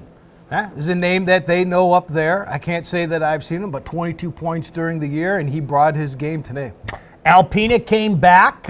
We had a chance to see the Wildcats a few times during the court. Boy, that's a great uni, by the way. Look at that blue? Uni. Yeah, boy, oh boy. I like that uni. We had a chance to see Alpena a few times during the course of the season. It was Trevor Worth with the answer, and the Wildcats tie this game up momentarily. Boom, right there at 1-1.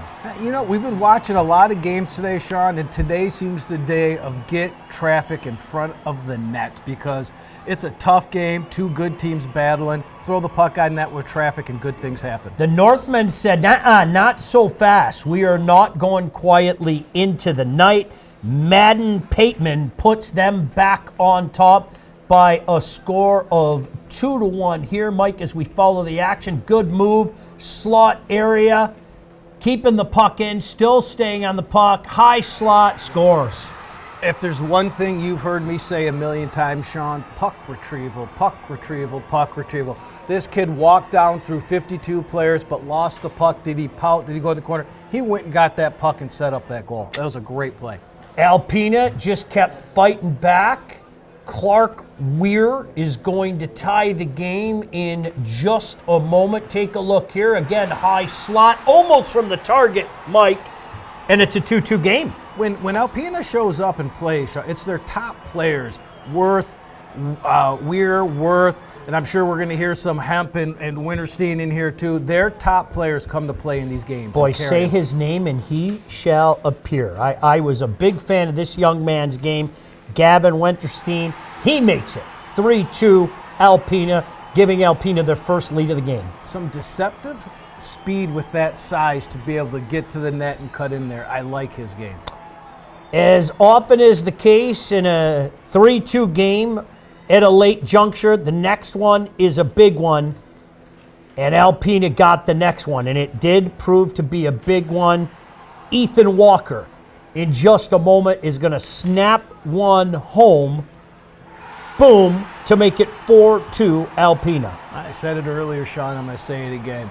Puck retrieval. If you can retrieve pucks off of your turnovers, off of your shots or your missed passes, and you still get the puck and gain possession, good things are going to happen. Gavin Winterstein not done just yet, Mike. As a matter of fact, here he goes, his second of the night. And Alpena heading back to USA Hockey Arena out of Division III with a 5-2 victory over Petoskey. Congratulations to the Wildcats. Mike, we got a chance to see him a couple times. Is this one over now? It is a final. Orchard Lake St. Mary's knocks off East Grand Rapids by a score of 5-1. Wow. I listen again, Mike, I hate to sound like a broken record. I'm not saying that I'm stunned that Orchard Lake St. Mary's won. I picked them, okay? I think the fact that they won 5-1, that is a very good East Grand Rapids team. And it looked, as you mentioned earlier, with some of our live look-ins, it looked like the Eaglets were flying tonight. Absolutely. And I picked EGR, I'll admit it, but that was the one game I sat there and I went back and forth on which was it going to be. It could be. So Orchard Lake winning would not have surprised me at all. Winning 5-1 surprised me. Beating an EGR team 5-1 surprised me. But the biggest surprise, Sean, I mentioned it earlier, that the way Orchard Lake played. It's been a long time since we've seen Orchard Lake play a playoff game that dominant. Now, can they carry that into their next game? Whoever they have here in the Final Four is going to be seen. But that was a great effort out of Orchard Lake. If they play like that, that's a tough beat. I love you guys for chiming in as we take a live look on cue. Our buddy Sean Nicholas said going into overtime, prolongation, Gabriel Richard is shorthanded. Oh, Cranbrook on the power play to start the overtime session as the Cranes trying to make it back to USA Hockey Arena again. Last year, I think surprisingly to many people, you saw them win the state championship again last year. So many pieces returning to that Cranes squad this year, Mike, but certainly in a dogfight with RGR. Correct me if I'm wrong, I think RGR had a 2-0 lead, and Cranbrook had to score 2 goals at the late juncture, like last 7 minutes, if I'm not mistaken, correct? yes, absolutely. There was 7 minutes to go. We got the 2-0 notification, and with 6 minutes to go, it was already 2-2. And that's that experience. The guys that they returned from Cranbrook, no panic in that game. That's who you're going to be leaning on. They're going to be leaning on those guys and some goaltending here in overtime.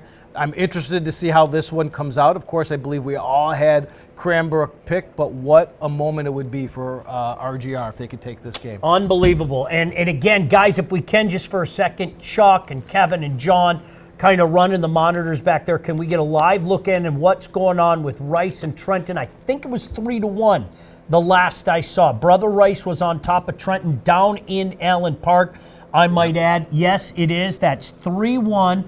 Looked like there was 11:40 to go in the third period. Yes, about that's 11. what I caught. Oh, 13. Yeah, that was about 13. There's a lot of time My left. eyes are awful. There's Brother Rice coming in. Civvy with the save there. Hey, if anybody can come back, it's Trenton. We've seen their firepower all year, but it's a more difficult task, Mike, when you're taking on a Brother Rice team with a solid goaltender in there and that defense core that the Warriors boast. Yeah, but if there's a goaltender that can hold you in, it's Evan Seavey. We've seen time and time again, his best game is in the third period. He has had some monster third periods. He's going to keep them in there. Can Donovan Durbin get that offense going? I'm going to remind everybody, because I've seen these conversations all day today. Before the playoffs started, we were kindly joined by the head coach at Northville and, of course, the president of the Coaches Association, Ryan Ossenmacher. If you haven't checked out our show yet, the show that John Kidd and I do, shame on you. You can find it on YouTube. You can watch old episodes of it, but we had Coach Ossenmacher come in not only to talk about his Northville team, props to the Mustangs, another darn good season out there that fell a little short, but the Mustangs aren't going anywhere. A lot of nice pieces returning, but as well to talk about the upcoming tournament. There's been some, I don't know, Mike, what's the best way to say it? Miscommunication amongst some that heading into USA Hockey Arena last week, you're just looking at the MPR rankings and that's how they're going to rank things. That's not how they're going to rank things. It might turn out that way when the committee gets together tomorrow afternoon. If they look at things and say, no, we think the MPR has it right, it might turn out that way. But for the official verdict, Coach Ossenmacher informed everybody on our show Hockey Time that a committee is going to meet at 2 o'clock tomorrow. I don't know how, I don't know where, maybe it's Zoom, maybe it's in person, but a committee is going to meet tomorrow and they're going to set the rankings for I'm us. sorry I'm sorry, but if that is correct, I think it's worth a little bit of a break in there. Do we have any way to confirm if it's 4-4 in the Marquette Powers game? Oh my goodness. Wow.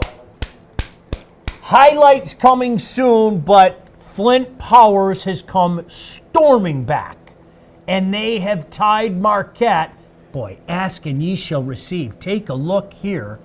They have come storming back. A game that Marquette was thoroughly in control of, Mike, and Flint Powers has come back.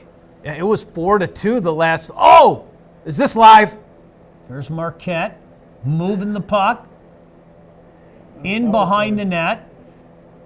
Look at the crowd, Back Sean. out to the, isn't that What beautiful? an awesome atmosphere. Look And out, then, is this a breakaway? Here comes a break. Here comes a break for Powers. Oh, That's that's the goal that made it 4-3. 4-3. Okay, that made it 4-3. So it's 4-3 with 3.5 to go. Oh my goodness! And they were shorthanded. Oh, They were shorthanded. oh my gosh! They had a chance. Cook scores the next one. Cook scores the next one. How much time was left on the clock?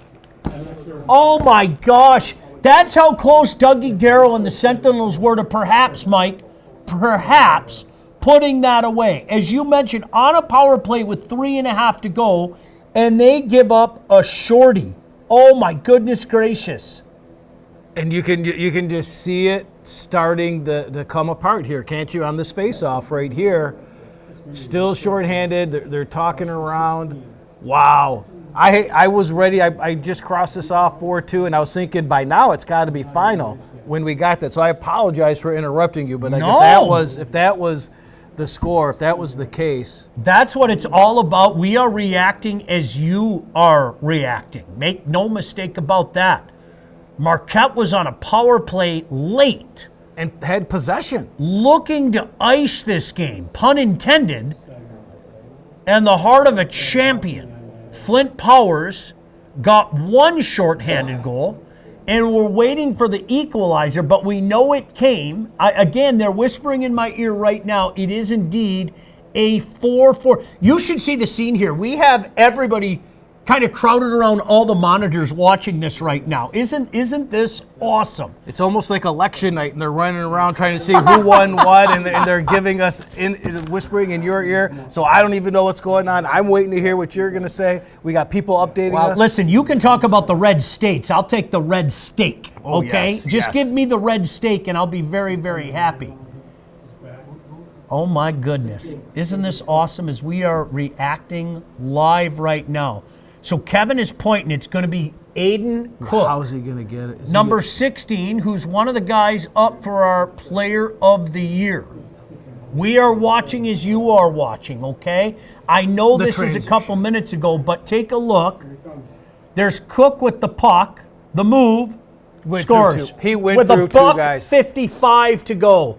You've got to be kidding me. How stinking cool is that? He got through. It is going into overtime now. It's going into overtime. The handsome one, Robbie, tells us it's going into overtime.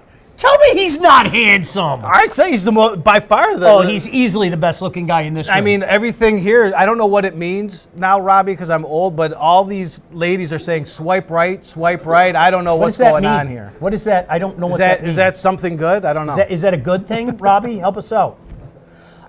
Matt said, you guys were talking about eating steak. What else was on the score menu for the night? Hope Watson and the crew took care of you guys. Oh my goodness, where do we start?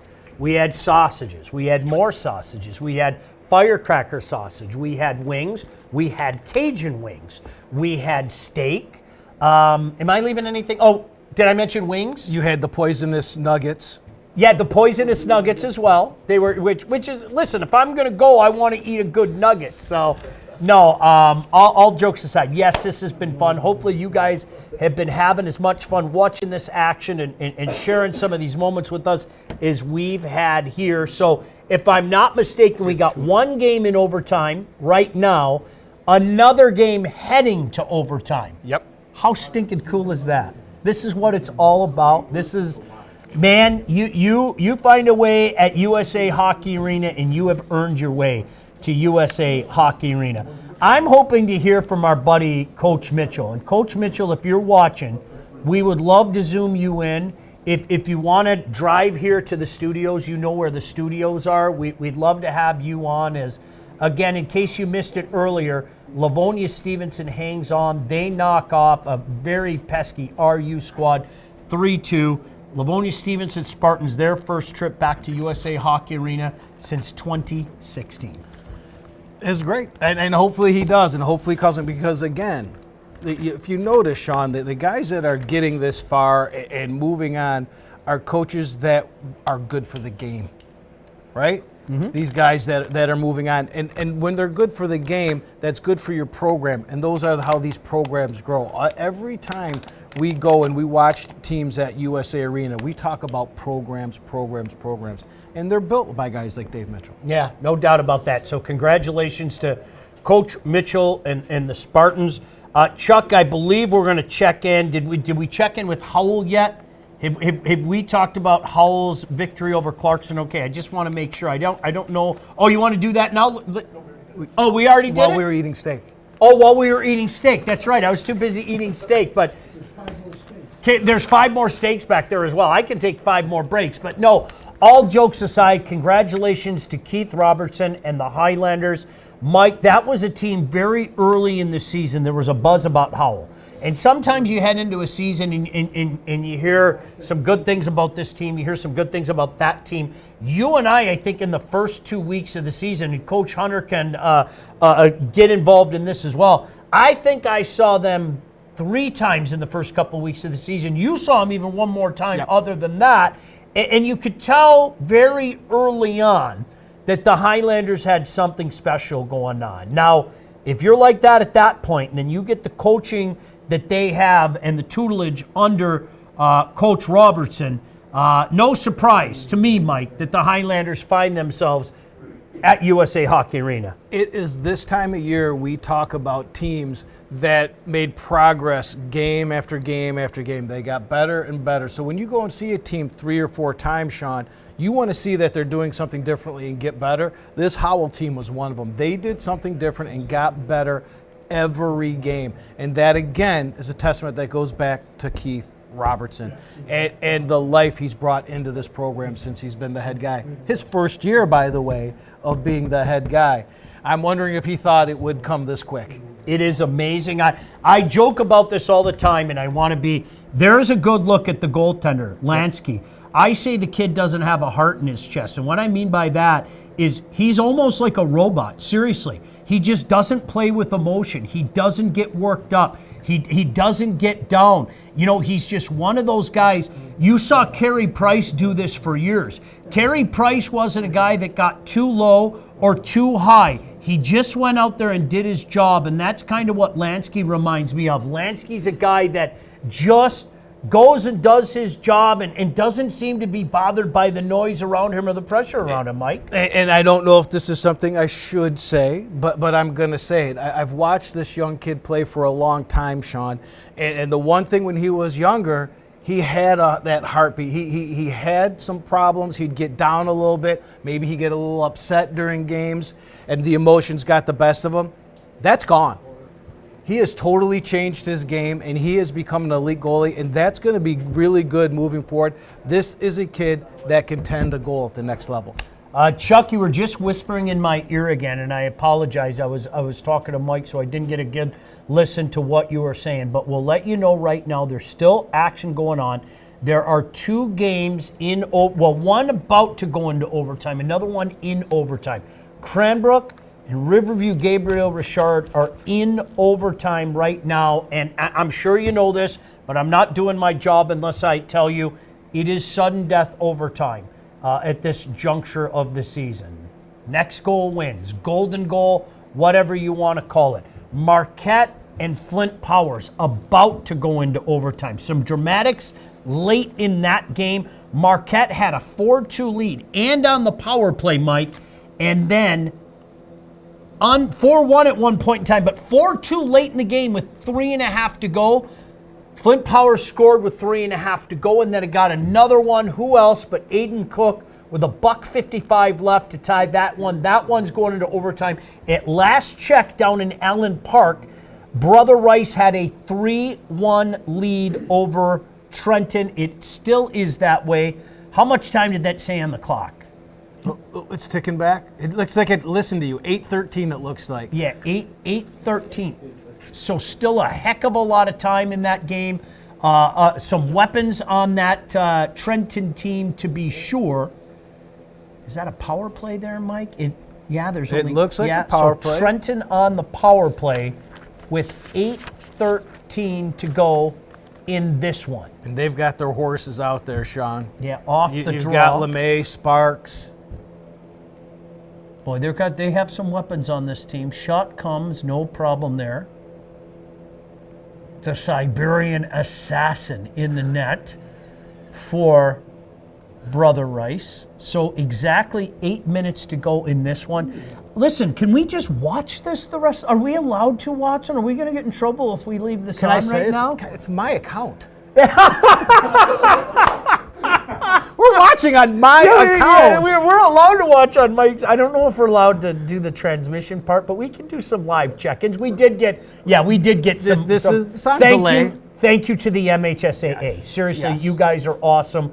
Appreciate you guys so much. John Ross and you guys have been awesome. So happy that we have a partnership with you guys, no doubt about it.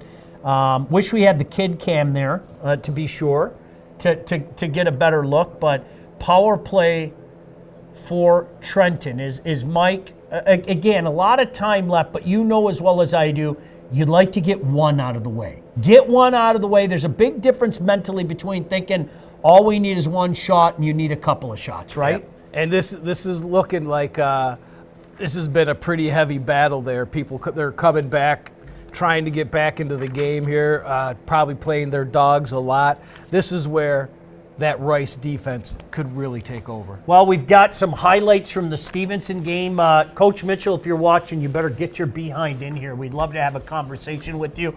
But Chuck, in the meantime, why don't we hear from the victorious Livonia Stevenson Spartans as they knock off RU by a score of 3-2. What was the message, I guess, to the team in the locker room after the second period when they had tied it up? We knew we had some work to do, got a battle. We came out, all the energy we needed, and just put our way and defended the rest of the game. A game like this, when it's just going back and forth, what is it like out there on the ice? Oh, it's fun. I mean, that's the most fun game I've ever played in my career. You can't even describe it. It's so much fun. That game-winning goal, the go-ahead goal goes in. What's your reaction?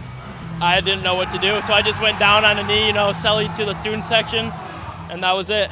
How much do you guys feed off of them? Because their energy was, from beginning to end, was crazy.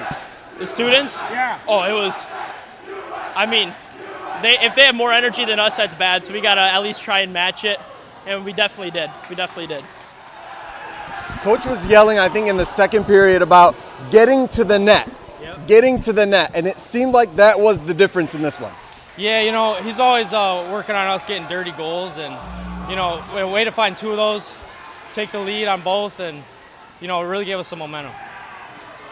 What were you seeing anything specific? I mean, a 2-goal game in a quarterfinal is kind of crazy. Yeah, we were kind of expecting it, you know, that we knew they were a good team, watched them on film, and we did what we needed to do to execute and win. The game-winning goal goes in. I mean, what's going on through your mind, even though there was a little bit of time left on the clock? You know, I was happy for him. You know, we were all out here. It was a long shift, a couple power plays, and finally hit the net on 1-tee, and we scored on it. What can you take from this win moving forward? In a quarterfinal to play a game like this, it should be really good for you guys' confidence. Yeah, you know, we always have a big crowd, and we deal with adversity a lot, and we've been up to it. You know, a lot of returners from last year, and nothing new for us. And I heard you yelling in the second, get to the net, and it seemed like that was basically the key to the game. It was the key. Their goalie, first of all, I mean, Rochester United is such a well-coached team, and you know, I know that, like, people said they were the Cinderella story, but you watch them on film, they're so well coached, they do things so well, and then they have, to me, one of the top goalies in the state, and I think he proved that tonight.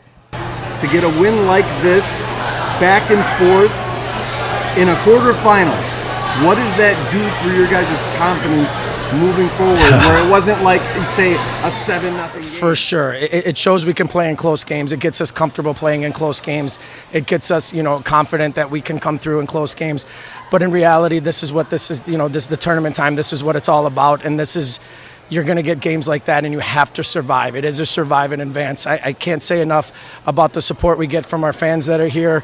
Our athletic director, Arnie Muscat, has been a gem to us and my staff, just for the community, for the school, for the families, all the way up to our superintendent, Andre Oquist, who is a hockey family and gone through our program. It's very special that we haven't been there since 2016, so to get back there, you can hear it. I'll start crackling when I talk about it. I really wanted it for this group and then the community, because it changes lives in the community, and I think we did that tonight. Coach Mitchell showing some emotion there, as he mentioned, first time since 2016. Mike, again, in case people are just joining us, the Spartans won the D2 championship in 2013. They got back to the championship game in 2015 before falling to Brother Rice in the championship game. 2016 got back to the championship game before falling to Romeo. But Lavoni Stevenson heading back. And again, in case you're just joining us, we'll all find out tomorrow. Sometime after 2, the committee's going to meet. We're going to figure out what the matchups are, and as soon as we know them, we'll get them to you on the State Champs Twitter and social media sites, and as soon as I get them, I'll get them out on my sites as well. 3-2 Cranbrook. Cranbrook in overtime. Cranbrook just popped up.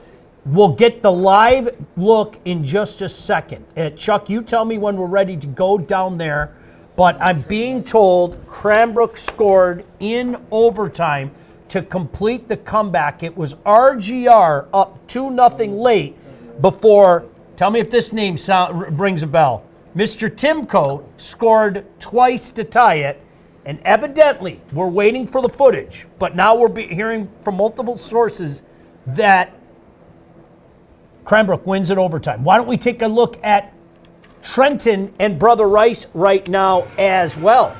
Late in this one. 3-2. Oh, baby. Who gets it done here? Landon Stark with 3 minutes left. Don't you count out the Trojans. 3-2 Trenton.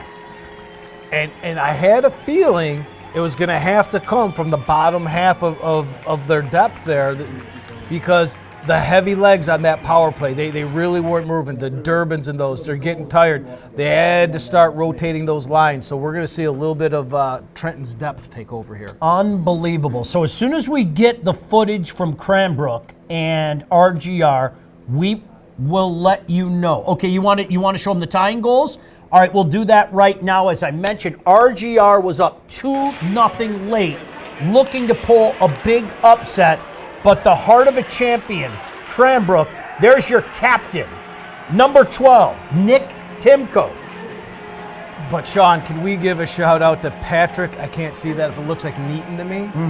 Nelson. On Nelson, on keeping that puck in at the blue line, selling out to create that goal. And here's the one that tied it late. Timko on the puck again, picks up that garbage in behind the goaltender and puts her in late. At last count, the game was going into overtime, but now multiple people have said in our chat that Cranbrook scored on that power play to start the overtime. As soon as we get the footage for you, we will. But Cranbrook, Mike, heading back to the Final Four. Coach LaFontaine, again, one of the classiest guys you'll find. Make no mistake about that. Coach LaFontaine and his Cranes going back to USA Hockey. And it doesn't surprise me that it was the captain, Nick Timko, that led that comeback. He is an absolute bull in a china shop, the way he plays. There was no way he was going to quit. And, Sean, we say it every year. This is why it's so hard to get to USA. Just when you think you sniff it, 7 minutes left, 2-goal lead. We got to protect that lead. It's over with, and you're thinking about next year. Props to RGR. You guys played a great game. You held it in there, but Cranbrook looks like they came back in overtime. Chuck, Powers, any update on Powers? A lot of people asking about it. Maybe we can get a live look at that. I know that one's in overtime as well. Late heroics from Flint Powers. There's your live look in. This is the start of the overtime, by the way. This is the start of the overtime. See, Mike and I are so close, we end up close to each other as well. So if it looks like we were close together on your screen, we were. Okay, pretty soon we'll probably be sitting in each other's laps. We're having so much fun tonight. And it wouldn't be the first time, but here is overtime just underway right now in Saginaw. And keep an eye on the big fellas. Cook, Perry, Sandstrom, and the likes. They got the top lines right now. These are coaches that are saying, let's get one now. Throw it at the net, get it over with, because we know, Sean, we talked about it during that Hartland CC game. The more it goes on, the uglier it gets, and the skill kind of gets taken out of it. Now, Mike, let me ask you something. For people out there that aren't aware of this, you were on a bench as well, part of a state champion, I might add, at Grosse Pointe North. If you're Coach Garrow, what are you telling your boys? You let that lead go away late in the third period. What are you telling your boys going into overtime? Well, if I'm Coach Garrow, it's nothing that I'm saying right now. I'm repeating something that I've said all throughout the year. It's not the mistake. It's how you recover. It's not about your last shift. It's about this shift. And here they come on a breakaway right now. Rebound. Oh! They had a 2-on-0 in deep and unfortunately couldn't get that. Oh my goodness, that would have been incredible and you would have been reacting with us, which is the whole point tonight. This is why we're here. This is why we're doing this. We're all seeing this stuff in real time. So it's really stinking cool. Matt said, what was your favorite part of tonight? Boy, that is a great question. Okay, personally, I'm happy for my friend David Mitchell. I would be lying if I said otherwise. I'm a firm believer that I could separate having a job to do and a friendship.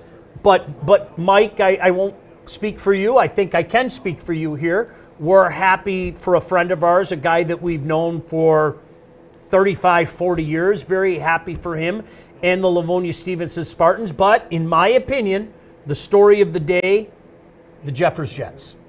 Yeah, the Jeffers Jets. And I'm going to go off the board on this one. Okay. I am ecstatic that we can sit here and bring quarterfinal high school hockey in live time, in real time, to fans that are craving to see it.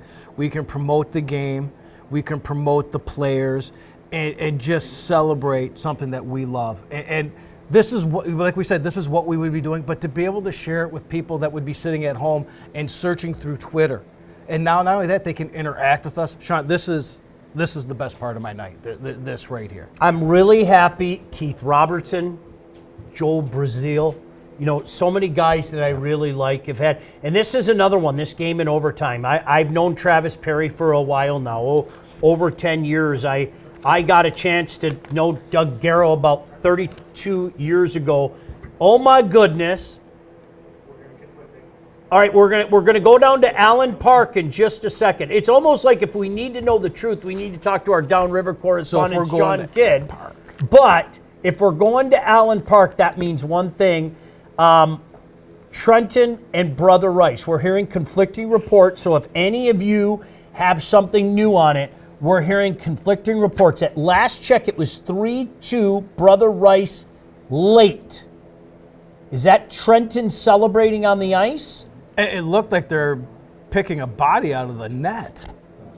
There's someone going out there. There's some concern out there. So we're trying to find out. All right, it's 3-2 with 2:24 to go. 3-2 with 2:24 to go. Boy, the downriver teams, heck of a night here, Mike.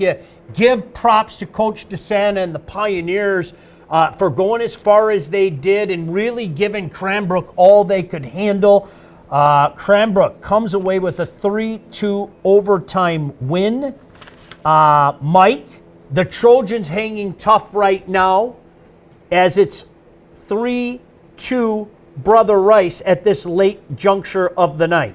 Now we got both top lines out here, so who's got the legs? Right now, you guys got up every morning and worked out. You guys came to the rink right after and skated your butts off. This is what it's for. Find those legs. Find your heart. Let's get this done. You're not tired right now. This is going to be some energy here, I think, in the last 3 minutes. It's now or never, especially for Trenton. 4-2 final. Brother Rice 4-2 final. Empty net for Brother Rice. They win 4-2. Congratulations to Coach Chappett and the Brother Rice Warriors going back to USA Hockey Arena. So right now in Division II, Mike, you've got Grandville, you've got Livonia Stevenson, you've got Brother Rice, and we await the winner of the Flint Powers and Marquette game, and Division II will be set as well. I mean, when we're looking at it, I mean, every year we're kind of like, I'm excited about every division right now. Love it. If it's not the teams, it's the stories. It's what could happen. I think the regional finals heading into the quarterfinals showed us that it's going to be real tight, and we've got an update. We got to go right now, as a matter of fact. Here's your update. Flint Powers and Marquette. Do we have the goal, Chuck? We do not have the goal, but we have a final. Flint Powers comes from way behind and knocks off Marquette in overtime. Travis Perry heading back to USA Hockey Arena just a couple of years ago, Mike. Flint Powers won in Division III. Who can forget that game? Don't you tell people what happened in that moment. All right, true story. Mike and I were so convinced that the game was going to overtime that as we were making our way downstairs, I said, well, I'm going to go use the bathroom while we make our way downstairs because, John Kidd and I and Mike, we go out on the ice, we interview the coaches after the game. So I said, well, if the game's going in overtime, we're going to be right on the ice anyway. So I'm literally in the bathroom and I hear the roar and I said, I know what that roar means. So for about 2 seconds, I was like, well, who won the game? And so I came running out and I saw the Powers people jumping up and down. Flint Powers, very memorable goal with 5 seconds left in that game to win the state championship, Travis Perry's first championship. Now, this year, 2 years later, they're in Division II. Mike, make no mistake about it, I still think the favorite in Division II. But this makes for a very intriguing Division II. And it kicks off Thursday night. Don't forget, at USA Hockey Arena. Thursday night is D2 night, okay? You've got, in no particular order because we don't know what the matchups are and won't until 2 o'clock tomorrow afternoon, Livonia Stevenson, Grandville, Brother Rice, and Flint Powers. What a dandy that should be. Oh, to be on that committee, Sean. This is the exact dilemma that we were talking about earlier today. How is this going to work out? And I think we had 52,000 scenarios. Look at those games, okay? And don't forget, Mike, for all intents and purposes, all those games today were 1-goal games because Brother Rice had an empty net goal. Chuck informs me that Brother Rice scored an empty netter. So you had, for all intents and purposes, 4 quarterfinal games that ended up being, again, for all intents and purposes, 1-goal games. If that doesn't tell you how competitive Division II is, I don't know what will. And that's kind of what I'm saying about what we're going to see this weekend. This whole day today has shown that there's a lot, teams are a lot closer than people think. And it's going to be a lot tighter. I myself, as much as I'd love to be in that room to hear what they say in that committee, I would not want to be on the committee because there's nothing you can do to make everybody happy. You and I have been here for 2 hours, and I don't know about you, I'm ready to do another 4. Watson, keep the steaks coming. Go get some more of those firecracker sausages. Come on, another round for everybody. Hopefully you guys are enjoying this as much as we are. Correct me if I'm wrong, Chuck. We're all done. All our games are done, right? All right, let's take a look at D3 now. Again, we can't say the matchups are set, but we can tell you the winners are set. Jeffers with that 3-0 victory over Sault Ste. Marie up in Marquette today. Alpena comes from behind to knock off the Northmen from Petoskey by a score of 5-2. Orchard Lake St. Mary's with a convincing 5-1 victory over Coach Newton and the Pioneers. And then Mike, in overtime, Cranbrook knocks off Riverview Gabriel Richard. Do we know who scored in overtime yet? Do you guys know who the goal scorer was? No, I'm talking about for Cranbrook. For Cranbrook. Was it Goldstein? Okay, fantastic. Right. Good stuff. A phenomenal comeback for Cranbrook. MIHL, well represented again, Mike. Always. Iron sharpens iron. Two teams in Division III from the MIHL. We got close again. In Cranbrook, yeah, I don't know how that happens. Two teams from the MIHL are getting together in Division III. Watson can complain all he wants. This is the way we're doing the rest of the show. But no, 2 teams from Division III getting together again at USA Hockey Arena. 1 team from Division I, Brother Rice. And, of course, the mainstay from Division I, Mike, Catholic Central, representing again in Division I. I know Chuck's going to get those Division I brackets up, but a chance for the MIHL to perhaps sweep again. Sparta over Kalamazoo Eagles by a score of 5-2. KLAA strong. 2 teams from the KLAA. Howell knocks off Clarkston. Salem with that 7-4 victory at Brighton. And, of course, Detroit Catholic Central, looking for a 6P, knocks off Utica Eisenhower by a score of 4-1. Yeah, I keep looking at that Salem score and the 7 goals and how dominant that line was, and that was pretty impressive. And again, looking at just that bracket, this is another tough decision for this committee. We've got some discussion about how we think things are going to play out because that's what we do at State Champs. We're allowed to do that in the media, but my buddy Chuck tells me we've got the overtime winner in the Cranbrook RGR game. Mike, here you go. Evidently, it was via the power play early in the overtime. There it is. Yep. The old come in, you rim it. It's a set play. You know you're going to rim it. You got 2 guys over on the weak side that are going to get the puck. And then as it was rimming, Gabriel Richard defenders kind of fell in love with where the puck was. The guy squeaked right behind him. He was with the goal. Whether it got in on the tip or not, that's unfortunate. But a set play. They drew that one up right out of the when they were in the locker room between periods. Congratulations to Coach LaFontaine and the Cranes, the defending Division III champion. They are going to have the opportunity to defend their title at USA Hockey Arena. What a tremendous program they are. Certainly one of the best programs in the state. And when you're Counting championships, Mike, boy, Trenton, Cranbrook, Catholic Central, MIHL, certainly well represented. Chuck, I believe you said we have a conversation as well. Here's Brother Rice and Trenton. I think this is your empty net goal, if I'm not mistaken. Look at that. Indeed, it is. Was that Valaire? That was Valaire. Roman Valaire. With the goal, as John Kidd calls him, the Fresh Prince of Valaire. Boy, it's a good kid. We had a chance to talk to him at the MIHL Media Day. A focused young man. And Brother Rice heads back to USA Hockey Arena. And a kid that's really stepped up his game. He's really stepped it up this year. And as the year's gone along, you see him more and more and more. Question, though, goaltending. Brother Rice. We were shocked today. Will we be shocked tomorrow? We'll wait and see. Yeah. I mean, hey, listen, what a nice problem to have when you have 100%. two guys that can go, huh? Yep. No doubt about it. Is that it for us, guys? All right, fantastic. Coach Mitchell can come here. We told Coach Mitchell to come here. He can come here and eat with us. It wouldn't be the first time that we all ate together. Hey, listen, I can't thank the crew enough, okay? Starting with Jay Kidd, everything that he does during the year.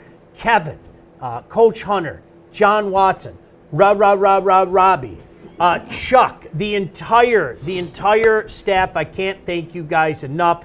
Mike, it's always a blast with you. I can't wait to spend all weekend with you, my friend.